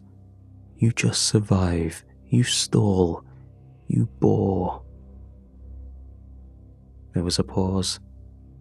Then, like the edge of a blade, I want an ending. Silence returned, not calm, but coiled. Something was coming. But with how things were, the scope of what scared me. In the silence, I had time to think. A story, it called me, like a character in a play. The only way for a story to progress is by participating. This whole thing was something I couldn't fight. It wasn't physical or external. So, my only idea, the only thing I could think to do was nothing. Pure nothing. The next morning, that's what I did. Nothing. No longer paralyzed by fear. This was pure choice. I didn't get out of bed, didn't drink, didn't eat, didn't speak. I just stared at the wall and counted the cracks in the paint. And the voice? It waited. At first, it tried the usual. He woke up confused, anxious, heart still racing from the confrontation. Nothing. He got up, poured coffee with a shaking hand, tried to convince himself none of it was real. Still nothing. I stayed in bed, face blank, like a body no longer connected to the script. Then it got bolder, meaner. He screamed, he begged, he cried. I didn't flinch, didn't even blink. If this were a story, then I figured it couldn't move unless I did. So I gave it nothing. Days passed. I grew hungry and thirsty, but I didn't move, even for the bare essentials. I truly committed to giving it nothing. The fridge hummed, the sun rose and set, and the voice unraveled. He's breaking down, losing it. He wants to scream but can't. He misses his friend, the one who forgot him. He regrets everything. Wrong, wrong, wrong. I didn't miss anyone, didn't feel anything. I was done being a character. Every second I stayed still was another second it didn't get what it wanted. Let it lie, let it twist, let the story rot on the page. Eventually, it stopped narrating altogether. There was no momentum, no tension, just me rotting in a room, not knowing what came next. So, when the door clicked open, I thought I imagined it. But the footsteps were real, soft, familiar. I didn't look up right away, afraid that if I moved, the world would snap back into fiction. But then I heard her voice. "Are you okay?" I turned my head slowly. She stood in the doorway. My wife, the real her, wearing the coat she always said made her look too grown up. Her eyes were full of cautious worry. And next to her, our daughter, small, quiet, watching me with a seriousness children aren't supposed to have. My mouth opened, but nothing came out. She stepped in, took a breath like the place smelled bad, and it probably did. I hadn't showered, hadn't cleaned, hadn't done anything but sit and wait to be erased. "What happened to you?" she asked. "Why won't you answer your phone?" I didn't know how to explain. I didn't know where to begin, so I just said, "I'm sorry." And that was all it took. She moved across the room and sank to her knees in front of me. Her hands touched mine, dry skin, cracked knuckles, but hers were warm, solid, human. "We were so scared," she said. "You don't just disappear like that." "I didn't know how to come back," I said, the words catching in my throat. "Everything stopped making sense. I didn't know what was real. I still don't." She looked at me, really looked, and then leaned forward and rested her head against my chest.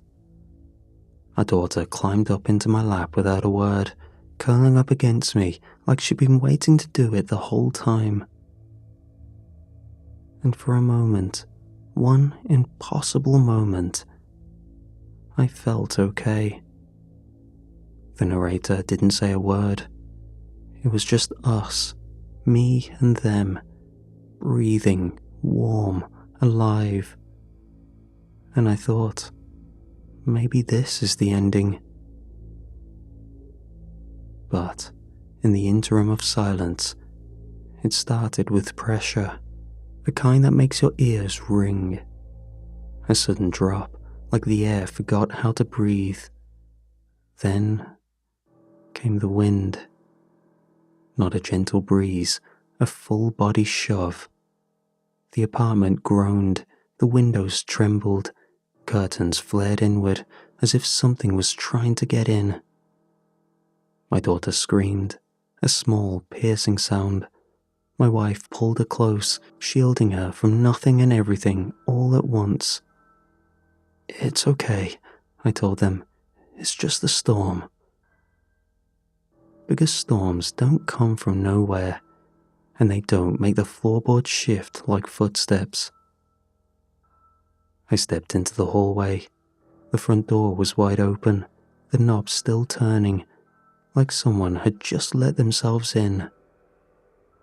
Outside, moonlight poured down in a flood of silver. But it wasn't gentle. It looked wrong, too sharp, too focused, like a spotlight through fog. It painted the threshold like a stage. And from this basking glow, something moved. A ripple in the light, a shadow, slick and smooth, crawled across the ceiling, thin as a trickle of oil, fast, intentional. I whispered, "What the hell is that?" Then, a shriek. From behind me, from the bedroom. My daughter. I ran. The bedroom door was already open, already waiting. And for a second, I thought maybe it was a false alarm. Maybe the scream was fear and not pain. But the moment I crossed the threshold, I knew. They were on the floor. My wife, my little girl, twisted together in a tangle of limbs, eyes wide and mouths slack, as if they hadn't even had time to scream again. Their throats had been opened, messy and jagged, like claws had dug in and tore their voices out. The blood hadn't pooled yet. It was still moving, still hot. And above them, that thing floated. A smear of black, oily and slow-moving. No eyes, no face, just motion constant, swirling. The ceiling above it cracked, paint blistering as if reality itself was struggling to hold around it. I couldn't speak. I dropped to my knees, landing in the blood I didn't feel, hands trembling as they reached, stupidly, pointlessly, for what was already gone. I wanted to scream, but nothing came out. No breath, no words, just the silence so heavy it rang in my bones. Then the voice came, smooth and measured. Predictable, it said. Painful, yes, but still dull. My head whipped around, but there was no source, just the voice. It was back. This isn't real, I whispered, voice cracking. This can't be real, this... Of course it isn't. The tone shifted, not mocking or cruel, just disappointed. I gave you a family, stakes, texture, and you squandered it. Do you know how hard it is to salvage tension after the second act stall? You sat, you stared, you moped. Now we're crawling toward an ending with nothing to show for it. I couldn't breathe. This wasn't even supposed to happen, not like this. But you left me nothing. No arc, no drive. My wife's body flickered, once, twice, and then she dissolved, like static, noise and distortion that tore her apart in 1,000 little digital blinks. My daughter followed, 1 second clinging to me in memory, the next, gone. Only 2 dark, wet outlines remained on the floor, like shadows that forgot to leave, memories of a life filled with love fading. And in that space, where grief should have consumed me, something worse crept in. The cold realization. They were never real. I never had a family. I lived alone. I had a girlfriend, but we had broken up recently. But the moment I saw them, I accepted it like it was real, like it always was. A tragic footnote meant to make me compelling, and even that hadn't worked. I stared into the red-stained floor, into those empty shapes, and wanted to scream until my throat tore open. But I didn't, because I heard the voice again, quiet this time, close. Let's try something else. And the world blinked out. I woke to cold, to pain already blooming in my arms where the rope bit deep. My wrists were tied to a chair, thick, splintered wood beneath me, the legs uneven on a cement floor. Pipes lined the walls, rusted and dripping. A single bulb swung overhead, buzzing like flies. The light stuttered. The air reeked of metal, mildew, and something sharp underneath. Something alive. Across the room, a man hummed softly, off-key, childlike. He stood with his back to me, laying out tools on a tray. Not surgical, but domestic. Familiar things made wrong by arrangement. Pliers, box cutter, flathead screwdriver, a hammer with something dried on the handle. He turned and smiled.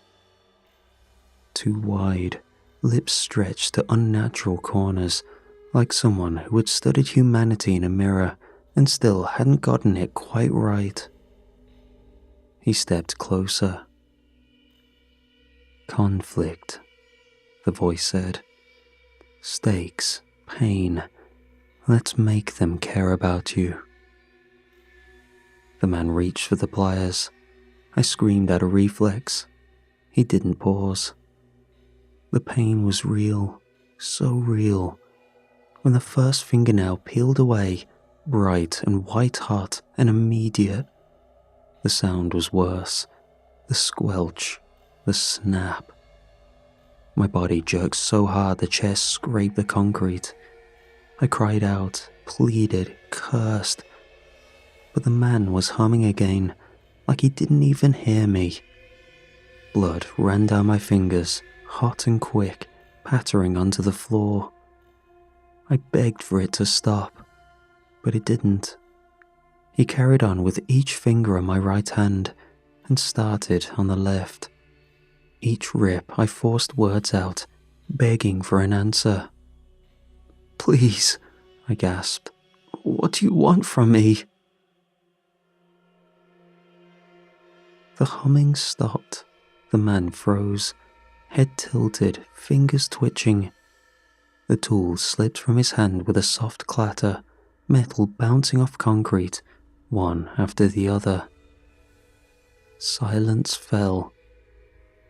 Then the voice returned, like narration bleeding through the ceiling, with a hint of frustration. "Not this," it said flatly. "It's too repetitive." The bulb above me flickered, sputtered. The edges of the room blurred, shimmered like heat waves. "Torture is lazy," the narrator continued. "Anyone can suffer. Doesn't make you interesting. You're still boring." The man, or whatever he was, lifted his head suddenly, like a puppet cut loose. The pain didn't fade. It just stopped, like someone pressed pause on reality. I could no longer see, hear, or feel. No body, no room. Just darkness, endless and silent, except for the ragged sound of my own breathing. And then, from somewhere above, or inside, or beyond, pages turned. A sound like paper being considered, judged. I didn't know what form I was in anymore, whether I had a mouth or a throat or a voice. But the words forced their way out of me anyway. "Don't stop the story," I whispered, barely able to form the words. "Please, if you stop, I stop." By this point, I realized I only existed as long as the story did. When the story ended, so did I. I didn't know how to give the voice what it wanted, but that didn't stop me from trying. Silence. Then a sound, low and familiar.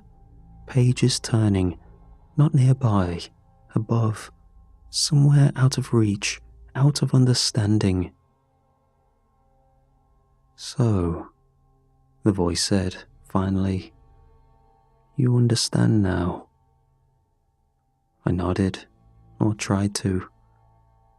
"I'm not real," I said, "but I'm still here." Another pause. No sarcasm, no contempt this time. "Then maybe you've earned another draft." The light dimmed, folding inward like paper curling in flame. And I let the dark take me. Sunlight warmed my face. I blinked. I was on the couch. The stained chair, the concrete room, the screaming. Gone. No blood or bindings, just the soft hush of morning and the low hum of the TV. My phone buzzed on the armrest. Unknown number. I answered, unsure of what to expect. A chipper voice beamed through the speaker. "Hi, just calling to let you know, you got the job. Full benefits, competitive salary. We're so excited to have you on board." I didn't respond at first, just stared at the far wall, mouth dry, nodding to no one. Then hesitantly thanked them and hung up. Another buzz, a notification from Instagram.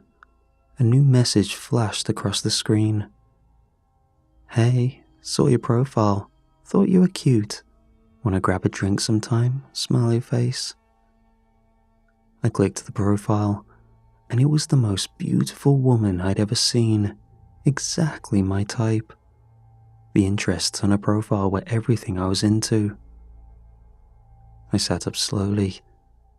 The room felt artificial, like someone tried to remember what a morning should feel like.